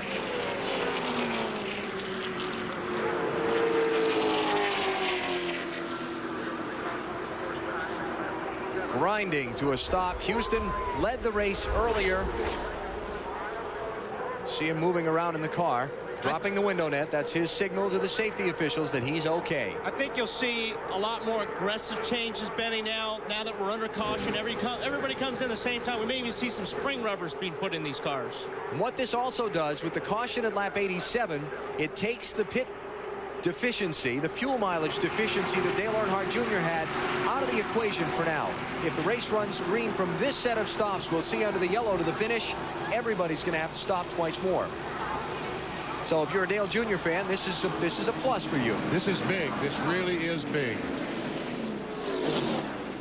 Andy Houston, this is the low end of what has been a good week so far for him. That's why Flory gave birth to a new son on Monday of this week. He led the race earlier. Now he ended up in the outside wall. He broke something, cut a right front tire, Benny? Yeah, the right front tire went flat on the car for some reason. And when that happens, the car just veers right, and there's nothing the driver can do. But you know one thing, he was very fortunate. He was running close to the wall. I was just going to say that. That's the best place to be if you're going to cut a right front tire. Look at that passenger side window the cars carry here at Daytona. You see that go flying out of the car when he hit the wall? It just popped that right out. He hit so hard. And there's Andy out of the car. I've got a question, Benny. If these guys were loose, do you think they maybe they've increased the right front air pressure, maybe got too much heat in it? Could very possible done that, yes. If you add air pressure to the right front tire, that will help the loose situation. We'll see everybody come on to pit road at lap number 89.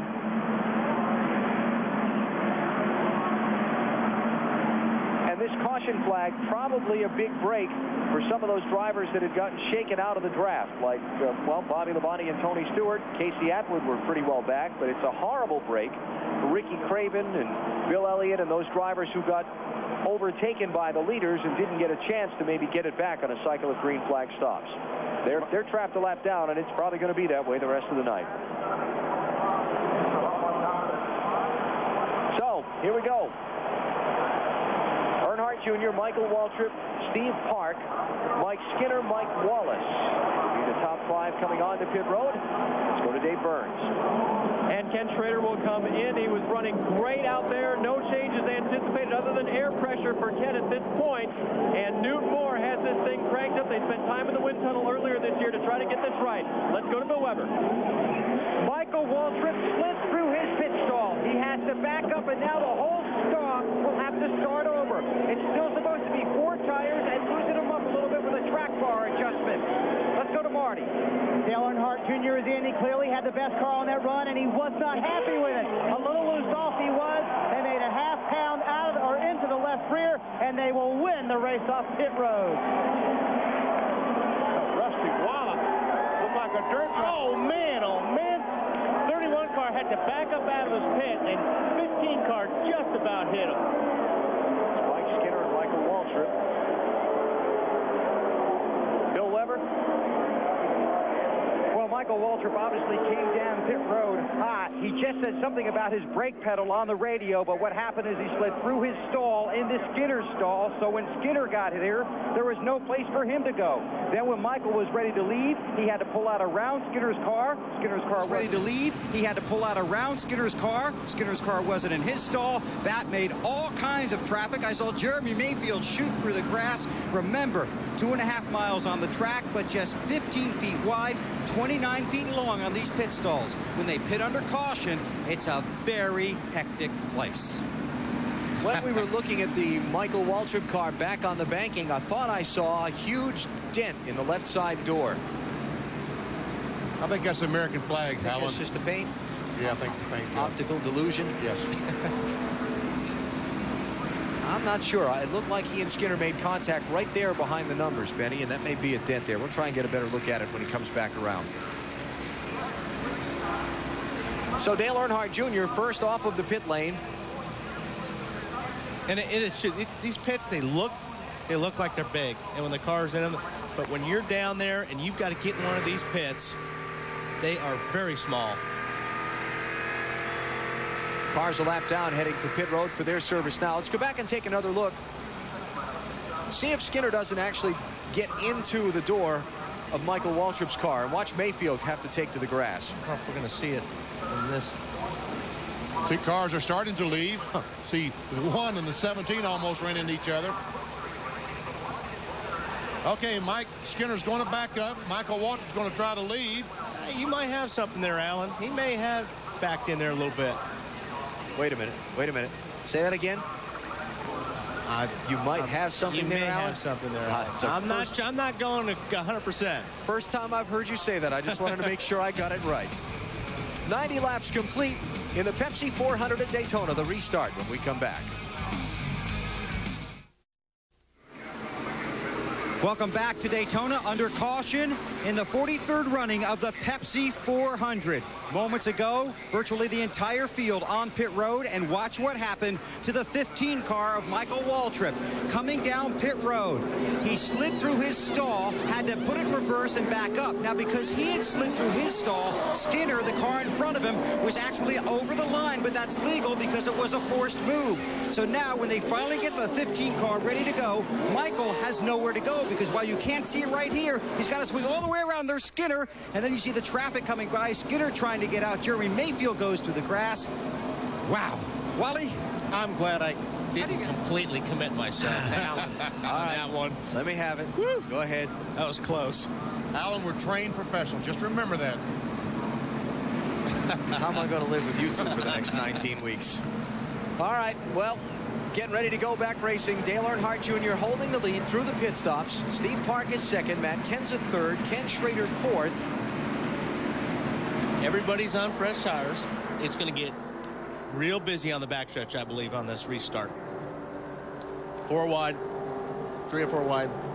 This might be where we see someone go beneath that yellow line. Oh, that's a no-no. Out of bounds. NASCAR said in the pre-race drivers meeting, go under the yellow line to improve your position. Because here's what's going to happen. These guys in the back, say 12, 15 back, I think they're going to duck down, try to get a run on the lap down cars and split them. That's what I do. All right. Green flag is out. We'll find out. But you can't pass on the inside until you get to the start-finish line. So all these cars have to go by on the outside. Now, as they go down in one, you can pass if you're able to. Go get them. There's a big gap there from about 15th back on that restart. Somebody got a bad restart there. It's Bill Elliott and Stacy Compton trying to get a lap back from the leader. Elliott in the red Dodge on the inside.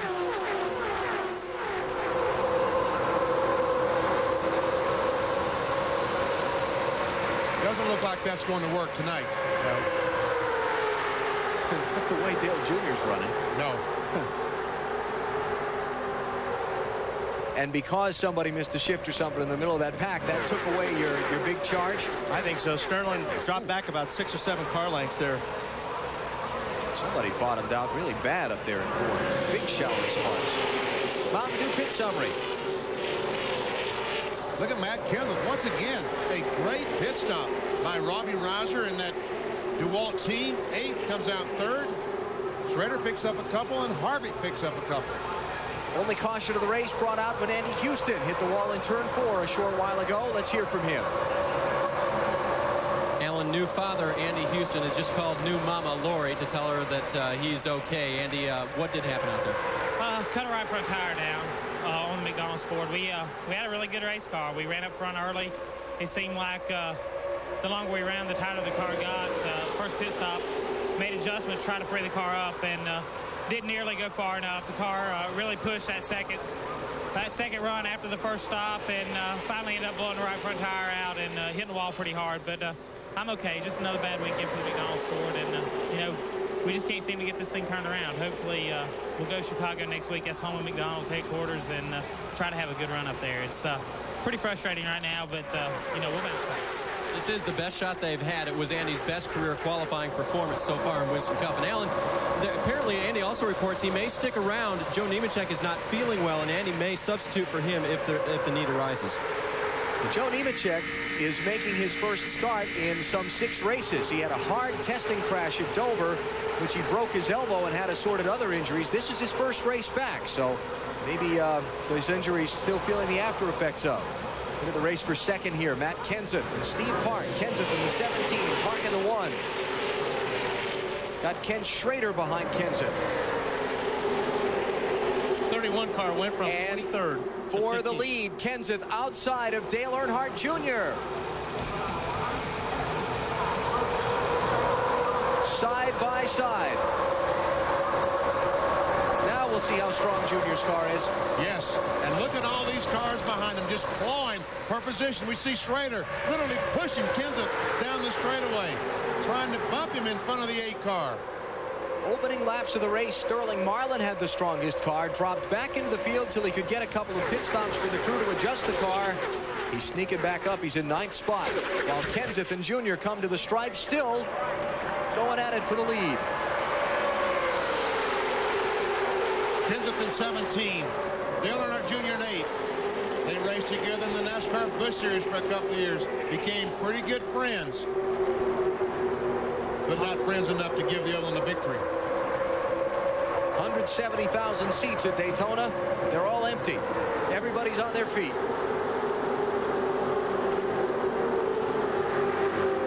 Like Wallace. Wallace, be careful that yellow line down there. Oh, and he goes by Big Brother Rusty. Boy, you know that did his heart good.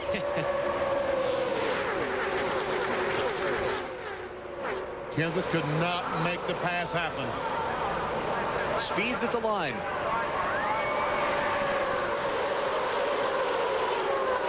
Now that's more like it. The car's back in the draft, getting towed along a little bit faster. That's what we expect to see. 63 laps to go in the Pepsi 400 at Daytona. Dale Earnhardt Jr. for now has fended off another challenge to take away the #1 spot.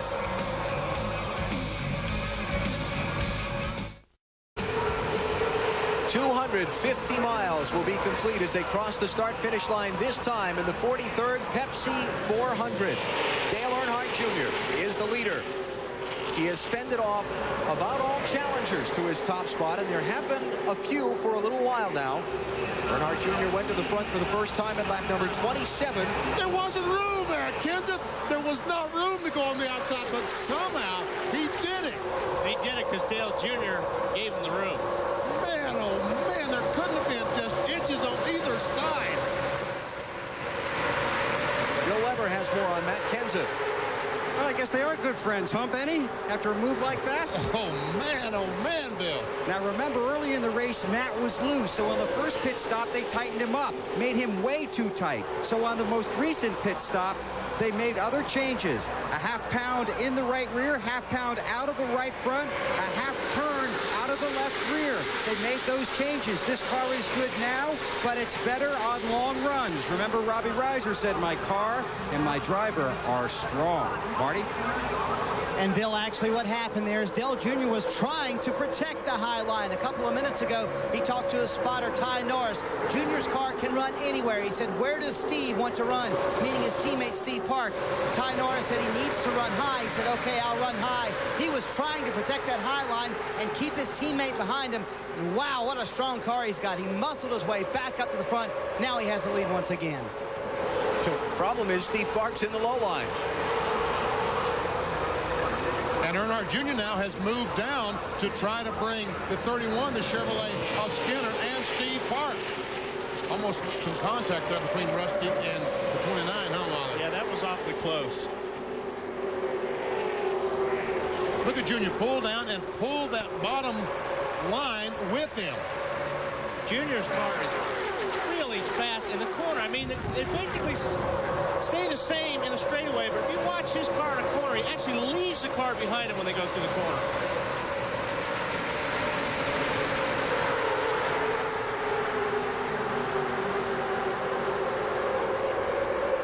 Here's our Dodge race fact.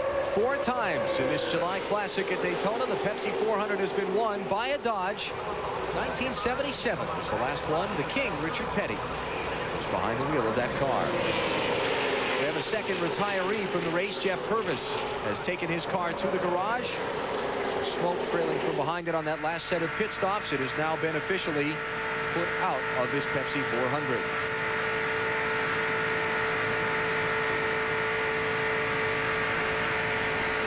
Three Chevrolets, 2 Fords in the top 5. Dale Earnhardt Jr. continues to show the way in the Pepsi 400 at Daytona on NBC. The 43rd running of the Pepsi 400 at Daytona comes your way live with 106 of 160 laps complete, and Dale Earnhardt Jr., the dominant driver thus far. Here's our Napa Field summary. Sterling Marlin dominant early, then Dale Earnhardt Jr. dominant since. Only one caution flag. That when Andy Houston hit the wall back at lap number 88. Houston and Jeff Purvis, the 2 drivers out of the race. Steve Park was 3rd last lap, and he was desperately trying to get in the same line as the 8 car and got shuffled out and dropped back to 16th. In one lap? In one lap. Man, I blinked and I missed that. And you're the driver behind the wheel, and you're trying not to rip the steering wheel right out of the car, right? That's the frustration part I talked about during the telecast. 35 cars on the lead lap now. The only cars that are not on the lead lap are Ricky Craven, Dave Marcus, Stacy Compton, Bill Elliott, Kyle Petty, and Rick Mast. They all fell way behind on a set of green flag pit stops where they lost the draft, and then the leaders overtook them, and then the caution came out. Everybody else besides those drivers and Purvis and Houston, who are out of the race, still in the hunt, basically. Mike Skinner's really giving that 31 car a great run tonight as well. We just saw on the graphic that after that botched pit stop that he had fallen back to 22nd position. and right now is battling for the second spot with Rusty Wallace. Rusty showing a little muscle for the first time tonight. Bill Weber has more on Rusty Wallace. Alan, two things everybody needs to know about Rusty Wallace. How hard that team worked to get this car ready for Daytona and how much Rusty wants this win. He's never won a restrictor plate race, was third in the Daytona 500. Crew Chief Robin Pemberton spent the time and money to wind tunnel this car that we showed you in the pre-race show. Right now, Rusty is desperate to get to the front. He wanted to be able to run up high on the racetrack, so they made that change last time. But the track keeps changing. First it's up high, then it's down low. Robin said, really, it's just like I told you after practice. There's no one guy out there yet, except Dale Jr. Is that about the third or fourth guy, Mike Skinner, that's gone up to try and take the lead away from Dale Jr., and each time he seems to find a way to keep it out front. He's making all the right moves. He is inspired. Yes, he is. It looks like Rusty Wallace is going to get by Skinner to take over that second position.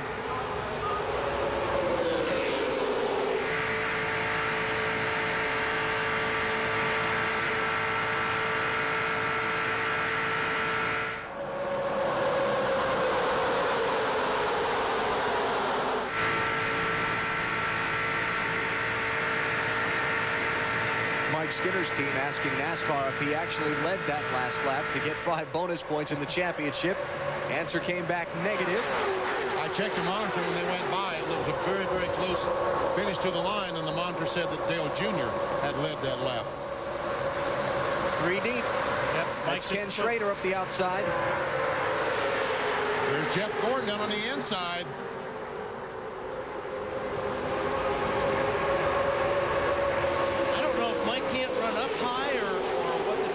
Lead that open. He's going to lose a lot of spots now, him and the 29 car. But maybe he can't run up that high. Watch that yellow line, Jeremy Mayfield. He thought about it. The 12 car started to look low. It's going to be real tempting the last 5 laps.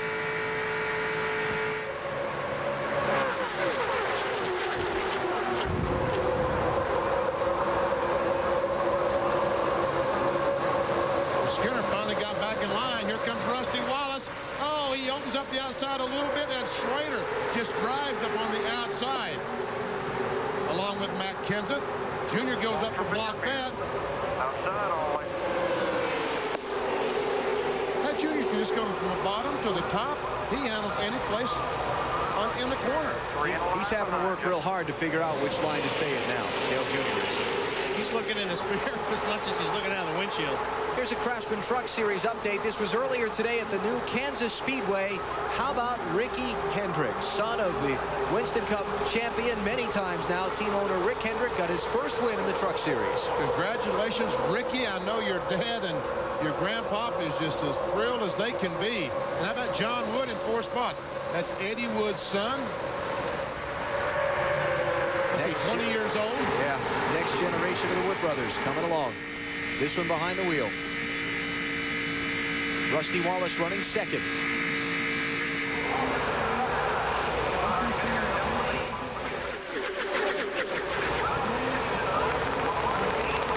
Richard Childress racing teammates there. Skinner in the 31, Harvick in the 29.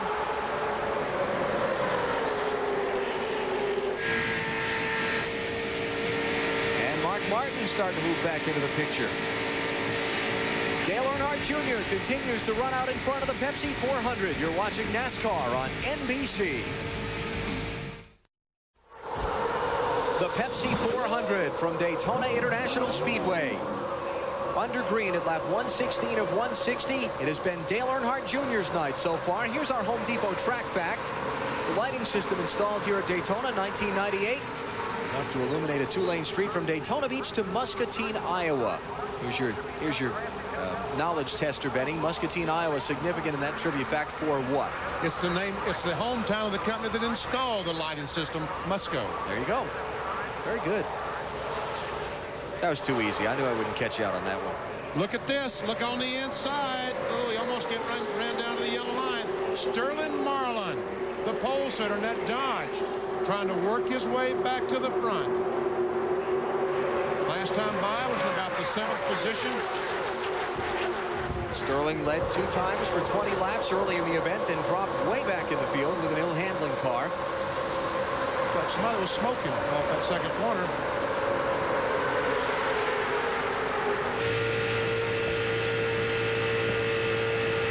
It's Joe Nemechek's car.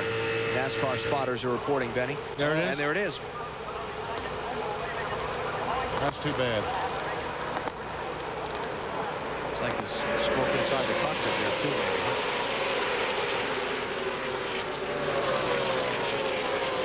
Oh, I see. He's hit the wall. Well, that'll do it. Yes. That was tire smoke we were seeing. Yeah, right back here you see the bumper. The rear part of the bumper's hanging out. Right there. I tried. You were one of those kids that couldn't come up. Oh, that was terrible. That was terrible. Yeah.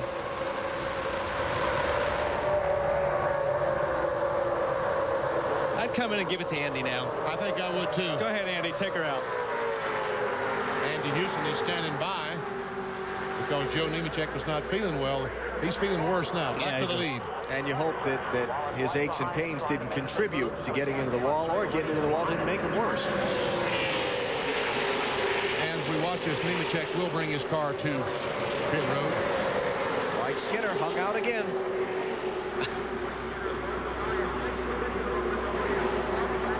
A lot of rumors around Skinner concerning his future in this 31 car, that maybe Richard Childress might be considering a change. Nothing confirmed there, but certainly external pressure on Skinner with all the speculation around to have some good performances. Let's get an update on Joe Nemechek from Dave Burns. Well, Alan, they didn't do much. They put on 2 right side tires and told him not to speed, and didn't lift the hood, didn't do anything else. In fact, I'm going to go take a look. There is fluid down there. Can't quite tell what it is. Yeah, that's what it is, guys. We'll check on it, see if there's anything really wrong with the car. They know they can make it to the end now on fuel, though. This pack is going to overtake him off of turn 2 and onto the backstretch. Well, he might be able to blend in. I don't think so.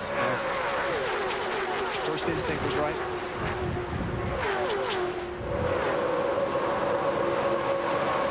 Dale Earnhardt Jr. has spent most of the time in this race since lap 27 in the lead. We're now at lap 120, 300 miles into the Pepsi 400. It's Earnhardt Jr., Rusty Wallace, Michael Waltrip, Kevin Harvick, and Ken Schrader, the top 5.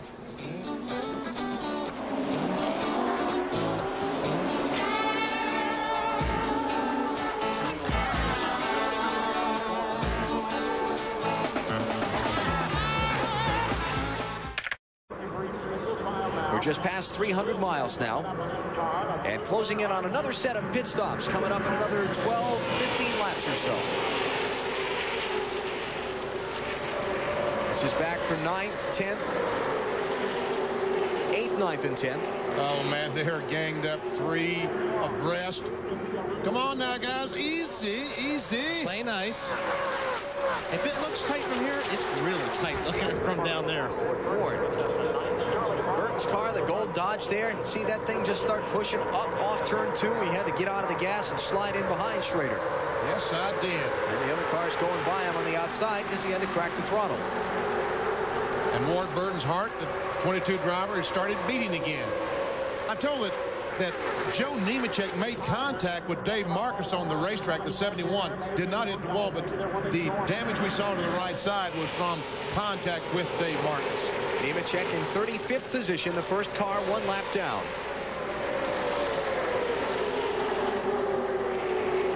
And in fact, just overtaken by Ricky Craven to put him back to 36th.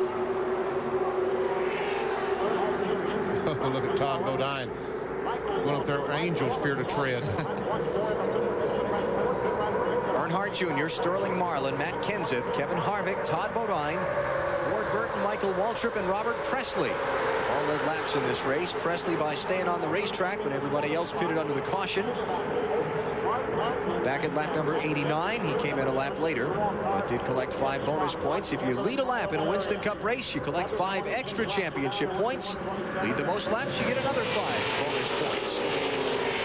It's amazing what's going on behind Dale Earnhardt Jr. I looked just a moment ago, and Jeff Gordon was running in 12th spot, and there he is trying to take the 3rd spot away from Michael Waltrip with help from Kurt Busch. I'll probably look in a few minutes to be back at 15th. It's just back and forth. But one thing is constant, that white number 8 car, the baseball car in front. Yep, nobody's been able to do anything with them, even if they gang up on them. Michael Waltrip, after the problems on the pit stop earlier at lap 89 when he slid through his pits, regaining those lost positions. Taken 3rd. Well, the leader should be coming onto pit road sometime soon. Marty Snyder, let's hear from you about it. Yeah, Alan, about lap 142 or 143, which is not too long from now, we will see the leader, Dale Earnhardt Jr., on pit road. He's fighting 2 problems right now. 1, he wants to make sure he stays out front. And 2, don't get too big of a lead. He is still about 3/4 throttle. He can pull away from these guys if he wants to. They plan no adjustments on the next stop. He wants to stay out front. To Bill Weber. Could Michael Waltrip be writing another Daytona miracle story? The Daytona 500 winner coming in here looking for the Daytona sweep, winning the 500 and the 400. Had a good car, came down a pit road, as Alan talked about, slid through his pit, lost all those positions, almost hit Skinner on the way out, fell way back in the field, then charged back to the front. The big critical questions when they pit: who will they have as a partner, and how many guys are going to take how many tires, if they take any? Down to Dave. Bill, I've been keeping my eye on Mike Wallace all night, and my note sheet says the same thing all the way down. It's okay, it's fine, it's great. Mike Wallace hasn't had any changes, and Jim Long, the crew chief, tells me that he can drive the car anywhere on the track that he wants to. It's now up to him to find a way near the end of the race to be out front at just the right time. Mike Wallace is having a great run. Matt Yoakum. Dave, Jeff Gordon has climbed to the 4th position on his last pit stop. The only adjustments they made were to the driver. They handed a water bottle and 2 ice packs. He was a little bit warm, but no adjustments on the 24 car. Says the car is still a little loose on entry, but he is adjusting with his driving. And keep in mind, this car is very stout. This 24 machine is the last non-RAD associated team to go to victory lane in a restrictor plate race. To Bill.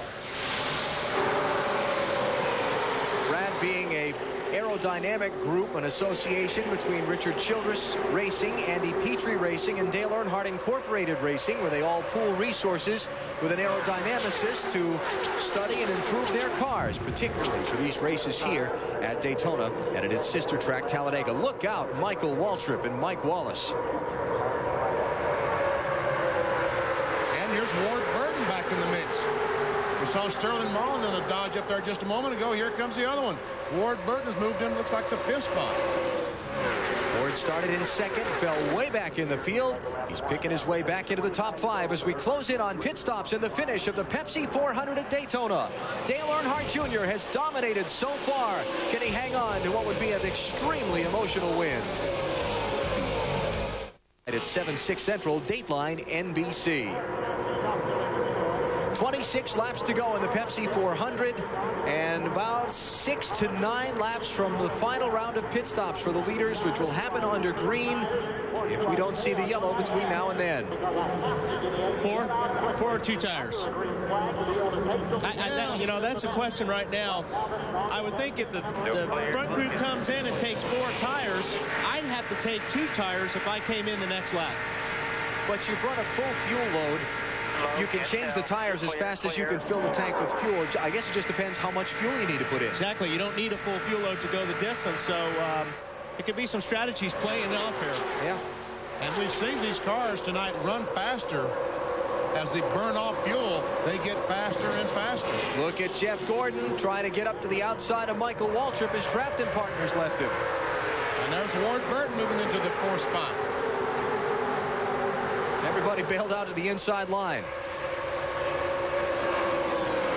Gordon's going to go all the way back behind Skinner. He's going to drop to 7th. Ricky Craven on and off pit road. Craven a lap down already. Now, a constant theme throughout the night has been Joe Gibbs Racing's 2 entries being at the back of the field. Bobby Labonte and Tony Stewart dropped to the tail end of the line pretty quickly at the green flag, and they've run there all night. This is Labonte in 30th spot. But you know, he's only 4.5 seconds behind the leader. And if they really have a good race car after that final pit stop, then's when he's going to try to start gaining those positions. Tony Stewart, his teammate, is in 26th position. Marty Snyder can tell us more about the Joe Gibbs teammates.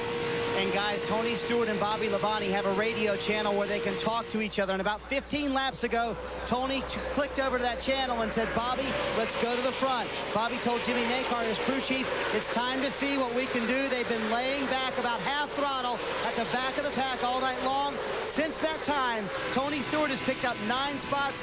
Bobby Labonte has picked up 6. And as far as the last pit stop goes, guys, some teams are considering fuel only down here and no tires.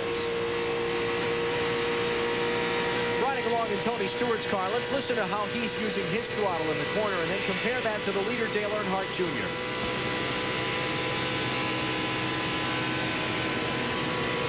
He squeezed off the throttle just a little bit as he entered turn 3. He's now back wide open again.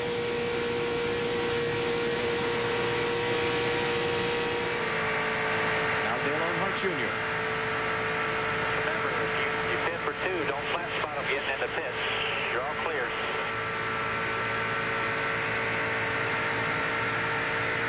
Doesn't sound like he's lifting to me. Sure doesn't. We can't tell. He may be running 7/8 throttle or 3/4 throttle. We can't tell that. But now some of these guys, Marty Snyder talked about, is that Jeff Gordon in the fence or just way, way high? He's fallen back. He's back to 14th position. And he's gotten himself down to the inside line as he comes into pit road. He may just be getting himself clear of traffic to make his pit stop. Bill Elliott, Casey Atwood, and Stacy Compton are all on pit road for stops. But now Marty Snyder talked about some of these guys fuel only. And Wally, we've seen cars make these pit stops, slam on the brakes and slide these tires. Here comes Tony Stewart. Here comes Bobby Labonte on the pit road. You cannot slide these tires if it's going to be fuel only. You cannot flat spot these tires. That's right. And Benny, what you're talking about is when you lock up the brakes, it just takes that rubber off that tire where the tires are locked up, and then they're out around, and it just vibrates, and you have to come in and change them. Marty Snyder. Tony Stewart and Bobby Labonte are in. They obviously can make it the rest of the way from here. They're going to take at least 2 tires. Both of the cars will take 2 tires and no adjustments for either race car. Pluses and minuses of 2 tires. Well, it takes less time. That's the plus and minus. I talked a moment ago. They're 5 seconds behind. 2 tires. If Earnhardt Jr. changes 4, that puts him right with him because they don't need a full load of fuel. Just 1 can. But the minus is handling. Adhesion, yes. Yeah, the guys with 4 tires, when they catch them, they're going to go right by. Kevin LePage, Ken Schrader, Jeremy Mayfield are on pit road as the leaders come down the back stretch. We'll see who pits this time around among this group. I think Schrader was gas only. They're taking tires back over the wall. We'll check on that. 2 tires. Leaders off turn 4. Who's bailing out? Johnny Benson is. A couple of cars in the middle of the pack. All the front runners stay out. Dave Blaney's the other one headed to pit road. There's Benson. Blaney right behind him. Blaney just got on the brakes hard. Bunch of smoke comes out. So I'll be interested to see what they change. 19 laps to go. These pit stops could be everything in determining who wins this race.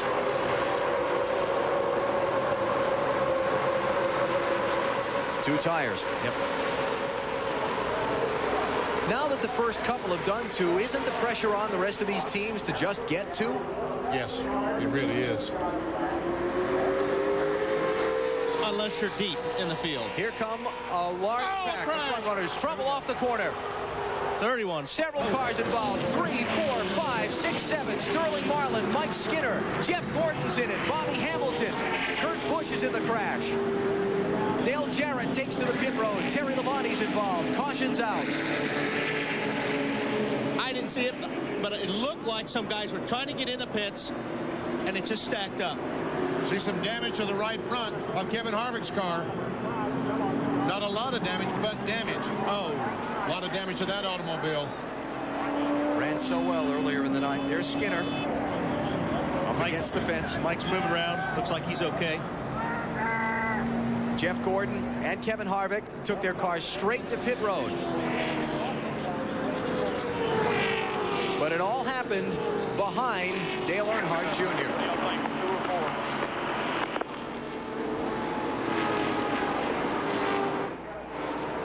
There's Bobby Hamilton trying to push his car backwards down pit road. That car will go behind the wall. We talked about the big wreck. This one happened in a way we didn't expect. A lot of damage to Terry Labonte's car. All right, let's see if we can sort this one out. All right, here they're coming off the corner. And I think there's going to be contact right there. Skinner and Kurt Busch get together. Turn Skinner into the wall head on. Labonte has no place to go. Neither does Bobby Hamilton when Skinner comes back across the racetrack. Now there's no place for anybody to go. Ooh, who was that just stuck by? Nemechek, yeah. And Dave John Marcus. Dave Marcus gets down on the grass and somehow saves it. He's almost as good as you. I know. And you know what? The 7 car was slowing down, coming in the pits. 31 checked up, 97 ran into him. Yep. Shot right across in front of Terry Labonte.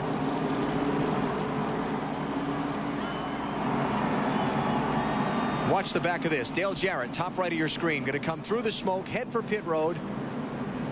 Looked a lot of wrecking going on there, Dale. I'd be careful on pit road if I were you. The racetrack looked to be the safest place.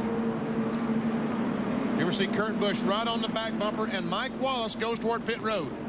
There's the contact. Skinner gets turned, and man, Terry Labonte says, oh no.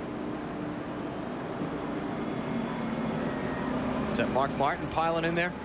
Mark has continued driving around, but his chance at that $1 million bonus appears to have taken a little bit of a hit there if the damage is significant on his car. Was that Mark's car? Another shot.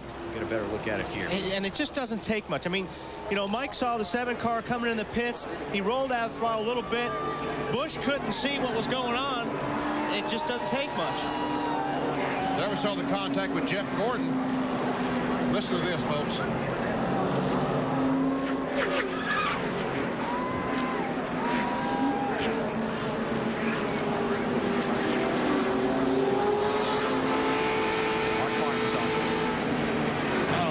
There's nothing you can do on that. All those guys behind had nowhere to go. They're up there minding their own business. And Sterling Marlin.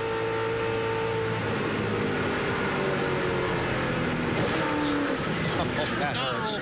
That's going to leave a mark. Oh, man, I felt that. Did you feel that? I did feel that. That's because you hit me when it happened. Ricky Rudd's lucky man. Jeff Gordon, let's see him down there. He makes contact with Sterling Marlin. And the 97 car makes contact with Jeff. He goes down through the grass. I mean, Nemechek. Nemechek. Pit road is closed because a number of the cars involved in the accident crashing down onto the pit entry. They want to make sure they've got all the metal picked up and other debris. So we'll take a break, come back for the caution flag pit stops in just a moment. Only 16 laps to go in the Pepsi 400 at Daytona. Our community comes together to remember a slain officer at 11. In the pit exit order, so we'll see where they position people from that. I don't know if the 7 took 4 or 2 tires on that stop. Had to be 2. Yeah. Had to be 2. Yeah. The 4 tires, that's the right move. Jeff Gordon still getting attention. One of the 7 cars involved in the wreck just a moment ago off turn 4. Kevin Harvick, we saw the damage on the right front. They're trying to put a piece of aluminum over that. Now, let's see. Look at the white line coming out of pit road off the pit stops. That line. Who got there first? I don't know. I couldn't tell. Could you, Benny? Nope. Up for NASCAR to decide. That's why they get the big bucks.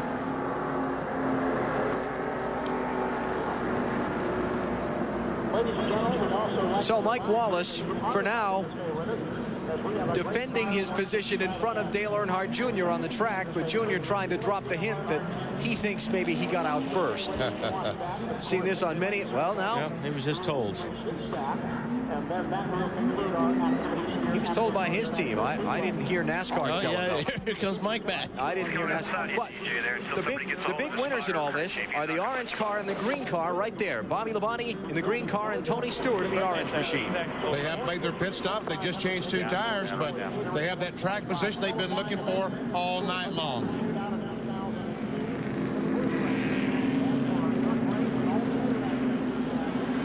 Here are the cars involved in the crash, adding Jason Leffler to the list that we gave you earlier. Mark Martin, one of the No Bull 5 drivers with the shot at the $1 million bonus tonight. All triggered with Kurt Busch into the back of Mike Skinner as Mike Wallace slowed to get to pit road. Dave Burns. Well, and Alan, Sterling Marlin is helping orchestrate whatever fixes they might make here. Sterling, do you think you can make fixes at all here and get back in? I don't know. Broke something on the steering. I didn't have any steering and couldn't turn left. Something's broke somewhere. But I hate to follow Coors Light, guys. We had a pretty good car. Just tight and loose at times. I don't know what happened. Somebody got in somebody. What was the first reaction you had? Did your spotter didn't even have time to tell anything, did you? No, it looked to me like Skinner cut somebody off to get in the pits and turned him sideways and went nowhere for us to go. But that's what you get with these rules. Everybody's on top of each other. And I pray the good Lord they change these rules because you can't race.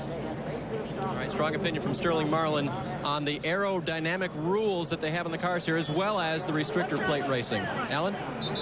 Sterling Marlin, 5th in the championship coming into this race. He'll take a big hit in points tonight. 14 laps to go at Daytona.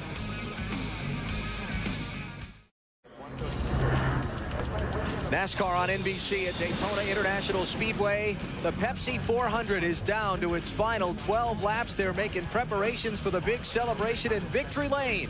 The question is, who'll be making the turn through the gates? I don't know. The whole running order has been jumbled by the caution coming out for the crash in the middle of the green flag pit stops. Johnny Benson is the leader of the race. Benson made his pit stop under green at lap 141, stayed on the lead lap, and was in front of Bobby Labonte and the other guys who'd already stopped when the caution came out. So Benson's the leader. Dave Blaney is second. Third is Ken Schrader. Jeremy Mayfield is fourth. Tony Stewart fifth. Then Bobby Labonte sixth. Dale Earnhardt Jr. back in 7th place. And by the way, he did beat Mike Wallace off the pit lane. So it's Jr., then Mike Wallace, then Rusty Wallace, and Ward Burton. Going to be 11 laps to go. What do you think? I think they better look out for Junior because he'll be coming and he will have fire in his eye. This young man wants this one tonight badly. He wants to end up where we saw that picture just a moment ago in Victory Lane. And we talked about the big wreck and how the closer we got to the finish, the higher the probability. These guys are really going to be on edge right now. Yes. Yeah, we might have another big one here before this is over. 11 laps to settle the Pepsi 400. Here we go.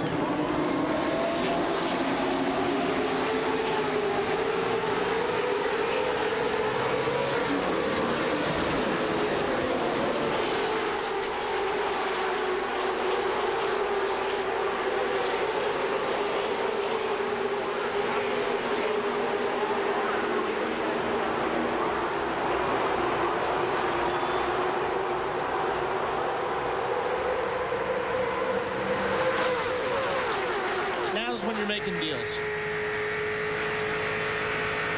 On board with Dale Earnhardt Jr. Dives to the inside. Not room there. Decides wisely. Decides to back up a little bit.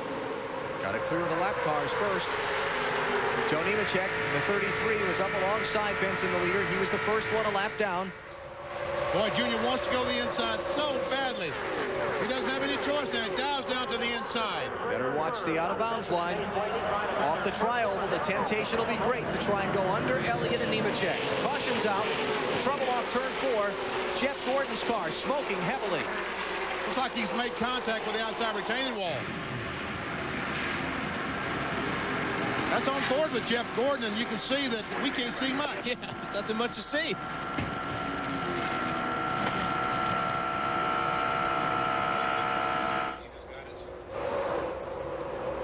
While they're racing back around toward the caution, they're being told, the drivers are by NASCAR, that they've already taken the caution. It was out when they got here the first time, so slow down. A huge, huge break for Dale Earnhardt Jr. Yes. Because on the restart, all the cars will line up single file. Those lap cars will go back to the 25th position where they're running on the racetrack.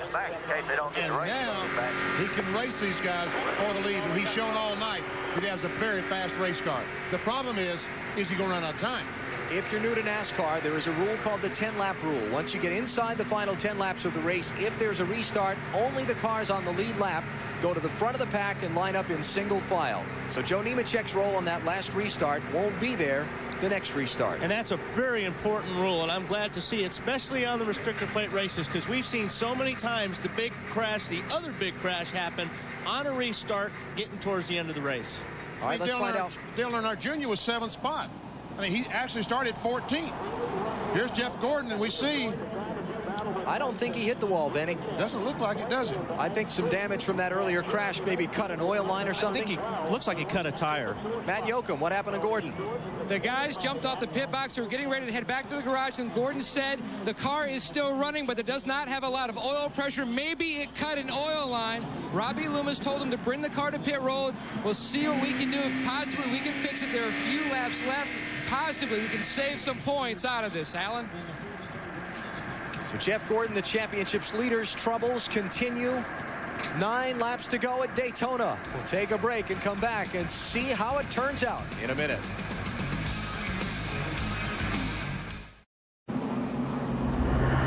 The Pepsi 400 at Daytona draws down to a precious few final laps.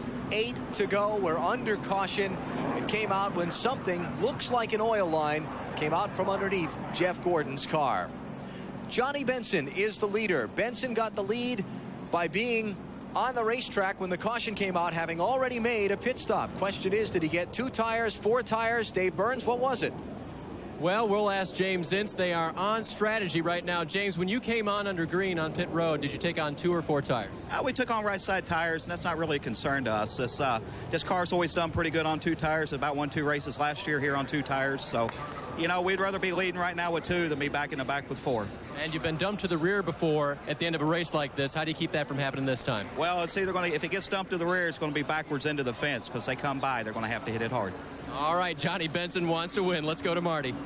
Well, Daytona Uri Sr. is the crew chief for Dale Earnhardt Jr. You've led 111 laps tonight, but it seems like time might be running out. He's sitting back there with caution laps counting away. Yeah, this situations that nobody likes to see on a plate race because they'll be 5 wide when they come back, and there ain't no telling what's going to happen. Definitely, best man's probably not going to win this race. Ain't no telling what's going to happen. Do you think he will not win the race? Because he said on the radio, I think we can get past him. Well, we definitely got the car to pass him. And we're definitely going to give it a try. And if that Budweiser Chevy will get there, we're going to get there. But this plate racing stuff, it's all with who's in front of you and who's behind you or whatever. So you don't have no control of your own destiny. If we can get there, we'll get there. If we can't, hey, we know who had the fastest car tonight. From cars behind him, he has been promised help, but he does not know if he's going to be able to get to the front in time. Oh, man, 6 laps to go when they throw the green flag. And passing on the restrictor plate racetracks is a tough thing to do. We've seen cars unable to pass him all night long, but we haven't seen how easily he can pass. Tell you what, too, you got 3 guys up there in the top 3 right now. 2 of them have not won a race. 1 hasn't won a race in a long time. I'd be making deals with each other, saying, guys, let's not let some of these guys that win every weekend win one of these races. Let's run together, run some laps, and last lap every man for himself. All right, bottom line, can Dale Jr. win this race? Yes. You're thinking about it too long. You know, like Tony said, if they get 3-4 wide on the backstretch, anything can happen, and it will. Well, now he still has a shot. Let's talk about the desperation factor, okay? The first two, Johnny Benson and Dave Blaney, have never won a Winston Cup race. Ken Schrader hasn't won the third-place car since 1991. Tony Stewart, running 5th, is one of the drivers eligible for the $1 million bonus. Got 5 very hungry men sitting up there right now. Yes. Plus Jeremy Mayfield, who's in there, and those guys all in front of Dale Jr. Behind Dale Jr. to help him draft, Mike Wallace, Bobby Labonte, Rusty Wallace, Ward Burton. I'm sure he'd love to see Michael Waltrip or Steve Park somewhere close to him, but Michael's back in 14th and Park is in 22nd. I don't think Dale needs anybody. Right, get all the gears. 7 laps left. Now it'll be 6 as they come to the start-finish line. Time to settle the Pepsi 400 at Daytona. Dale Earnhardt Jr. is 6th in line, and Benson leads on the restart. Once again, you can't pass on the inside till you get to that line. All right, sprint game. Let's go. Ward Burton quickly down to the inside to try and grab a spot. You see Jeff Gordon back on the racetrack. Earnhardt Jr. lying back, trying to get him a run. He has that run, but Tony Stewart pulls up in front of him.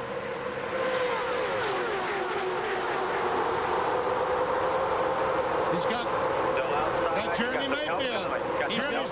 He's got time, I guess. Schrader pushed to the outside lane. 20 cars, the only one upstairs. He's still outside. Look at Junior go. Still there. Up to 4th. Here comes Bobby Labonte pushing through. Junior to the outside of Mayfield for 3rd. 7's coming with you. 7's coming. Mike Wallace is coming with him. We can hear Ty Norris telling him, you got help on the outside, Junior. Does Blaney block in the 93? What about Benson? They're going to stay on the bottom of the racetrack. I think they're going to give the outside to Junior.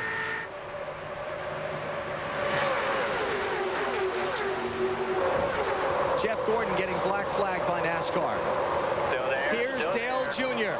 to the outside of Dave Blaney for 2nd spot. Mayfield pushes him along in the draft. Still there. Still there.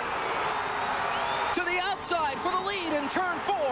Dale Earnhardt Jr. rockets to the front at Daytona. Listen to the crowd. And look at this crowd behind him. Look at this race behind him. And Tony Stewart gets run underneath the yellow line. Tony Stewart will be black flagged by NASCAR. Black flag for Tony Stewart for going below the out-of-bounds line. All clear, all clear. And Tony Stewart is in 2nd spot with $1 million on the line. Okay, 20's coming, but you're all clear, all clear. Here comes Bobby Labonte. He's got $1 million on the line as well. It's Michael Waltrip who's pushing him toward the front. And Labonte's underneath the yellow line on the backstretch. This thing's not over yet. Michael Waltrip trying to become the first man to sweep a season at Daytona since 1982. He's up to 3rd. 18-15 behind you. 3 laps to go. Ward Burton dives low. Low, but you're clear. I'll tell you one thing. If Junior was running 3/4 throttle, all that ended because he's running wide open right now. Ward Burton rocketing toward the front. Look at him on the outside. Outside of Michael Waltrip for 3rd. Here's Elliott Sadler up to 5th. Where'd he come from in the Wood Brothers car? Beats me.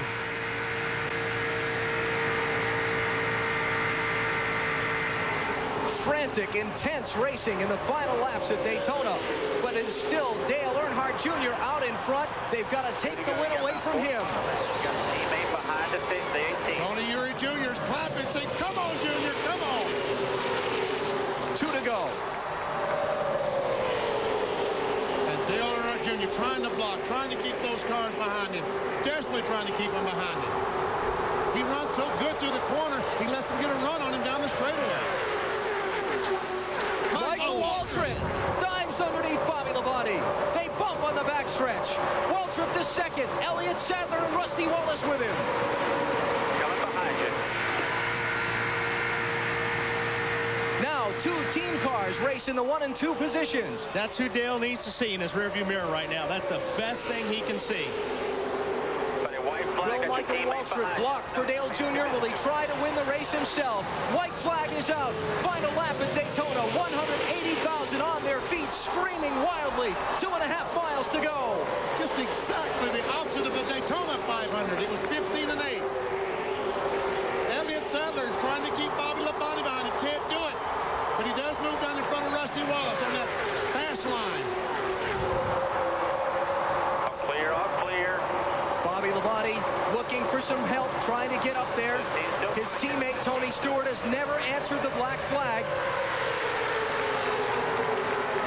And they're 4 wide back between the Wallace boys. Here they come, turn 4, final lap of the Pepsi 400. Michael Waltrip in second, but it's going to be Dale Earnhardt Jr.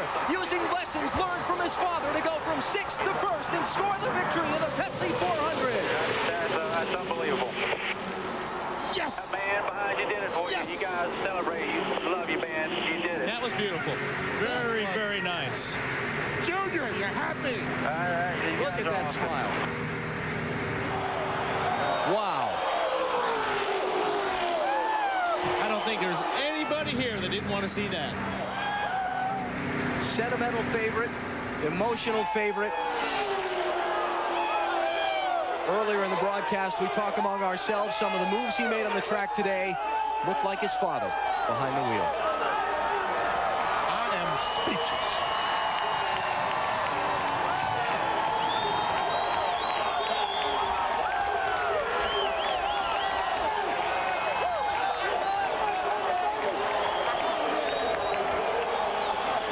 Tears and cheers.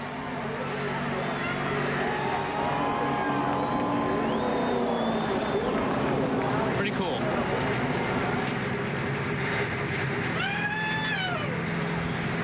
Marty Snyder's on pit road with Tony Uri, Dale Earnhardt Jr.'s crew chief. And you wouldn't believe the emotion, the tears out here for Dale Earnhardt Jr. If that wasn't like the old man, I don't know what was, Tony Sr. Hey, he had a good teacher. He told him a lot about this place. He loves this place. Hell, listen to them fans up there. They love that kid to death. I saw you look to the heavens with a few laps to go. What did you say? Well, he said he knew he could beat him. We just didn't know what was going to happen. Remember when we've seen this before? And Steve Mills joining the fray now. Yeah, man, D.I.'s tough. D.I.'s tough. We can celebrate.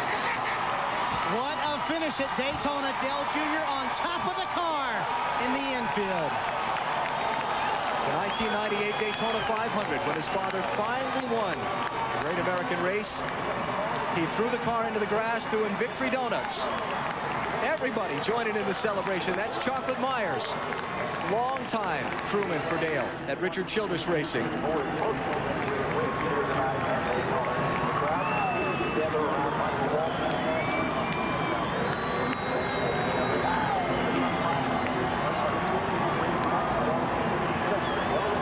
Sixth to first in the final 6 laps. All right, Mikey, you celebrate too. You never got to celebrate your win in February. You celebrate now. Man, that's just so cool. Storybook ending. Oh, this is great.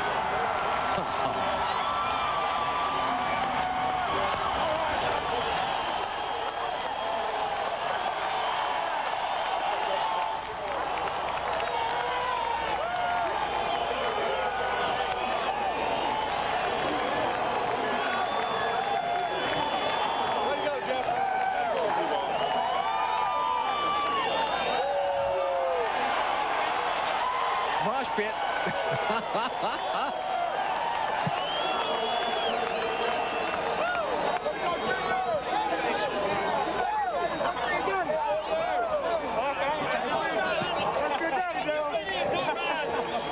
Tony Uri and Dale Jr. getting together. Now he's going to get it back over to victory lane.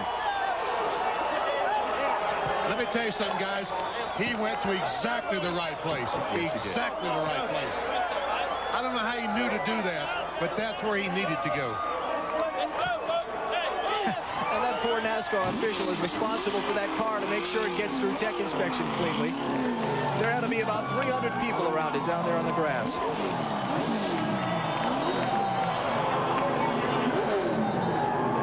Dale Earnhardt Jr. is our winner, and Chevy congratulates him in the number 8 Monte Carlo on a big win tonight. And he'll tell you the only thing that comes close to Monte Carlo's reputation on the track is its reputation on the street. Monte Carlo, more champions depend on Chevy.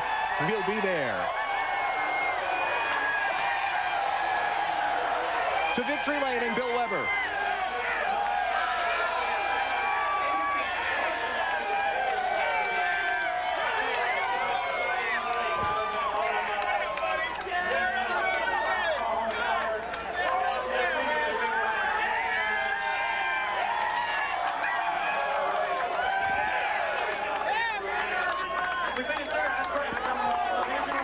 It's Tony Eury Sr., Dale Earnhardt Jr.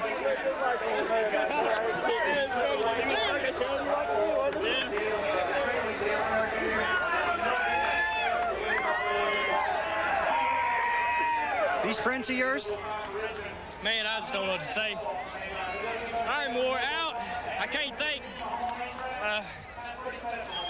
I guess I got to thank my buddy Tony, my crew chief, for hanging in there with me. All my friends, all the guys on the crew, Budweiser, Remington. I got to talk all night. How did you get to the front after the restart? I had a great car. It was all car, 100%. I just holding on. Yeah. You've learned a few things through the years, though, haven't you, from certain people? Yeah. Yeah, he was with me tonight. I don't know how I did it, but he was there, and Michael helped me.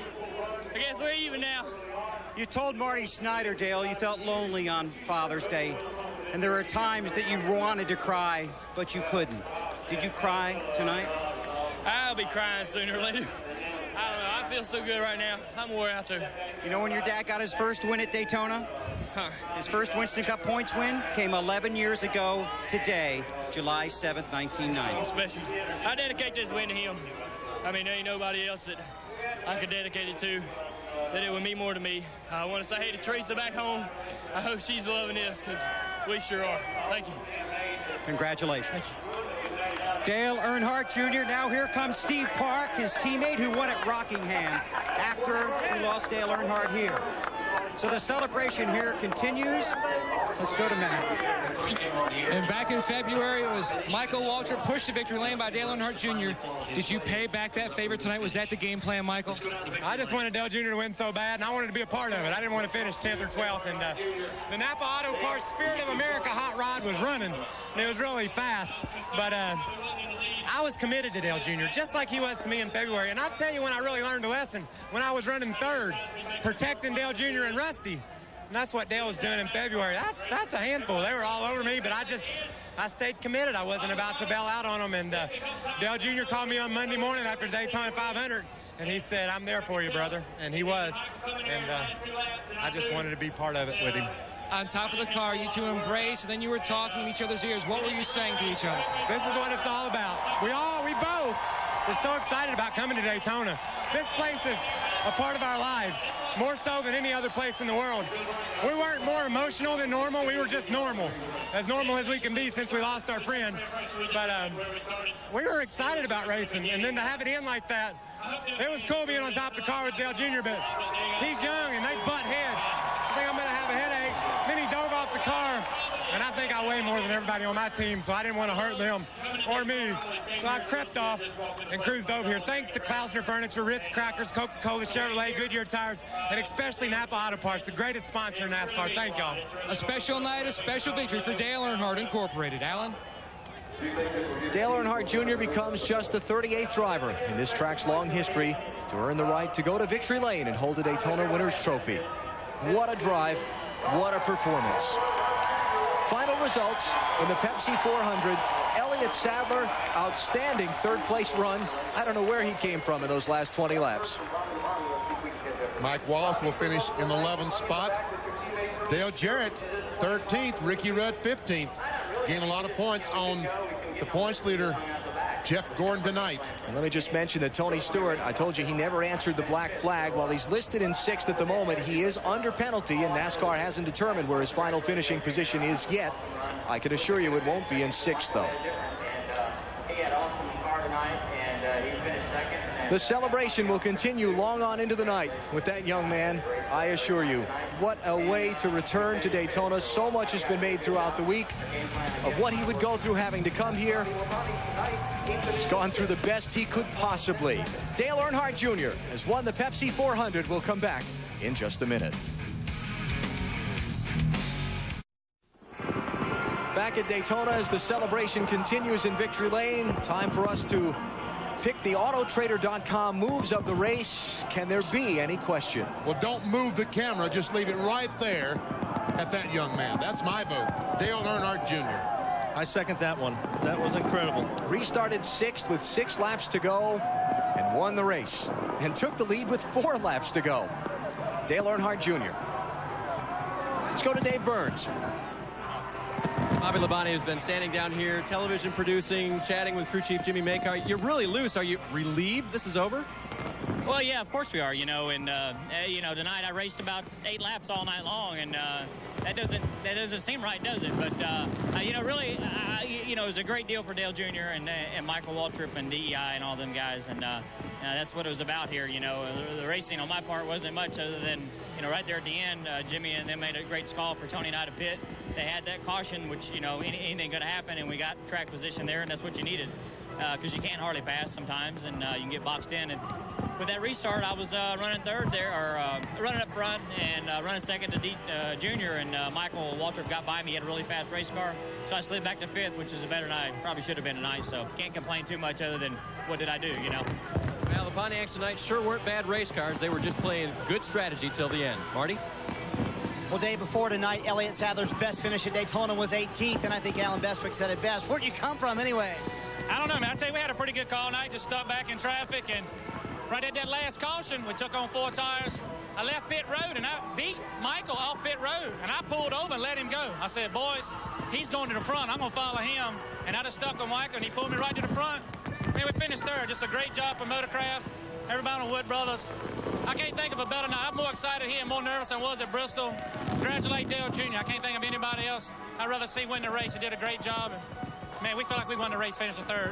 Only his 2nd career top 5. The other one was the win at Bristol. Back upstairs. Great run for Elliott Sadler. Want to go back and take another look at the situation with Tony Stewart. We talked about the out-of-bounds line. And that if you went below the out-of-bounds line trying to improve your position, you were going to get black flag. So the question is, was Stewart hit from behind? Did he choose to go down to the inside? How did it work? Well, this is the restart. This is the restart, and it happened, I guess, the next lap. Yeah. So when he comes back around to turn 4, we're going to see him go below the line. Yeah, that's just in turn 1. He goes below the line when they come off of turn 4 back toward the tri-oval. And the question is, was he intentionally trying to improve his position by going down there or not? I think that someone kind of forced him down there. Yeah, I have to agree with you on that, but it looked like he moved down there to make some, you know, evasive action there. So there we see Dale Jr. going by Tony Stewart, and here's Mike Wallace on the inside. Tony's going to cut low here. We're coming up on the incident. Is it this lap or is it the next lap? Well, I guess it's the next lap. Well, while we look for that, we'll tell you that what the drivers were told in the pre-race drivers meeting was that if you went down under the line intentionally trying to improve your position, you would be black flag. Now the question is, in NASCAR's judgment, was he intentionally trying to improve his position when he went downstairs, or was he forced down there to keep from running over somebody? NASCAR's call was he went down there trying to improve his position, so he was put under the black flag. We'll straighten it out after the break. Dale Earnhardt Jr.'s won the Pepsi 400. We'll come back to Daytona in a minute.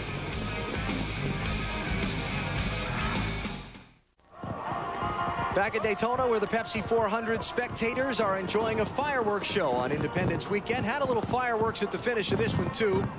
Involving Tony Stewart. We have found the incident in question now, and we show it to you. This is coming off of turn 4 into the tri-oval, and he's racing Johnny Benson in the 10 car. Looks like he just gets a really good run on the 10 car. Starts to cut underneath him. 10 car comes down a little bit. Man, that's a tough call, Benny. It is a tough call, but Tony Stewart clearly was underneath the yellow line. Now, the decision that you've got to make is, did Johnny Benson force him down there, or did he go down there of his own free will? Yeah, he forced that angle. He sure drove him down there. Benson kind of ran him down there, and Tony Stewart did not back off the gas. He gets down below the yellow line. NASCAR black flags him. That's Greg Zipadelli, Tony Stewart's crew chief. The man in the middle is Gary Nelson, the Winston Cup Series director, and the man with his back to you is the team owner, Joe Gibbs. To me, it looked like if Tony would have got out of the gas there, it would have been a wreck to avoid getting down there. Joe's argued with his share of referees in the course of his time. He's got his hands full there. Matt Yoakum has more. Matt? Well, the fireworks do continue down here, Alan. I spoke to Greg Zipadelli, Tony's crew chief, right before Gary Nelson from NASCAR walked up. He said, we know he was forced down there by the 10. We saw it on the video the first time. That's what Tony also told us. But we have to get our point across to NASCAR. We are hoping that we can get some video to show Gary Nelson. And just then, Gary Nelson walked up. The coach, Joe Gibbs, is also pleading the case for the 20 team. Very, very forceful. As you can see, he is talking to Gary Nelson. Gary is listening, but they're hoping to get this resolution here resolved in their favor. All right.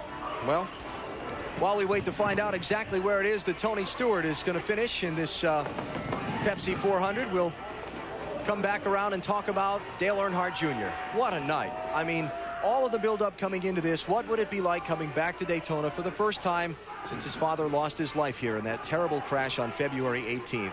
Dale Jr. subject to so much speculation, questioning.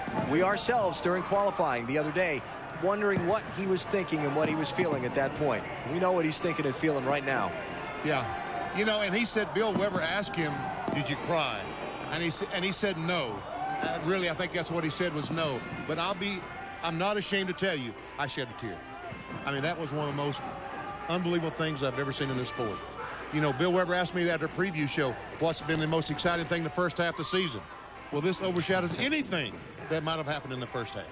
Wally, there are some races along the line that as a driver, if you can't win, you're happy to see somebody else win. No question. You know, I think there's about 42 other guys that were doing exactly the same thing that Michael did. It was so cool to see Michael go up there, return the favor from the Daytona 500, and I'll guarantee you Dale Jr. wanted this race. He may not have been shown it emotionally, but he wanted to win this race badly. Daytona's always been a place for me of magic, of excitement, a wonderful place to come for an automobile race. When we left here February 18th, it was the darkest I've ever remembered leaving a racetrack. And this does so much for those thousands of spectators, millions of Dale Earnhardt fans who need a piece of closure for Daytona. Maybe the same for Dale Earnhardt Jr. Obviously not as simple a situation for him, but perhaps this can offer the Dale Earnhardt fans some closure where this racetrack Daytona is concerned. Very well said. The victory celebration for Dale Earnhardt Jr. after scoring the win in the 43rd Pepsi 400. Closing time. Every new beginning comes from some other beginning's end. I don't know. It kind of looks like he's kind of hesitant. You know, he said he can't trust me. When I'm 16, he don't know if he's going to give me a car or wait because he can't trust me. He says I don't pay enough attention. I know who I want to take me home. I know who I want to take me home. I know who I want to take me home. Take me home.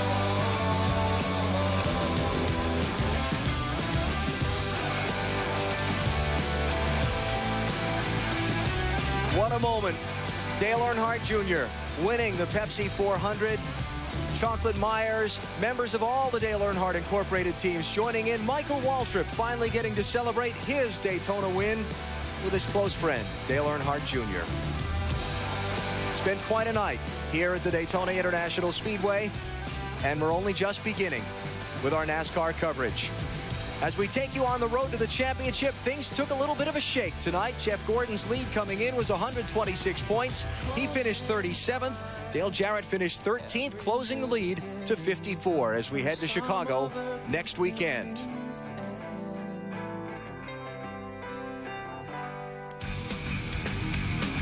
Next Saturday at 3:30 Eastern Time on NBC, join us for more NASCAR action with Busch Series Racing from Chicago. Then next Sunday at 2 Eastern Time, the Winston Cup Series takes center stage in the Tropicana 400 at the new Chicagoland Speedway. Coming up tonight on NBC after your late local news, Saturday Night Live, starring actor Charlie Sheen and musical guest Nelly Furtado. For Benny Parsons, Wally Dallenbach, Bill Weber, Marty Snyder, Dave Burns, and Matt Yoakum, this is Alan Bestwick. Hope you've enjoyed our coverage of the 43rd Pepsi 400 at Daytona. What a night. What a finish. Dale Earnhardt Jr. is your winner.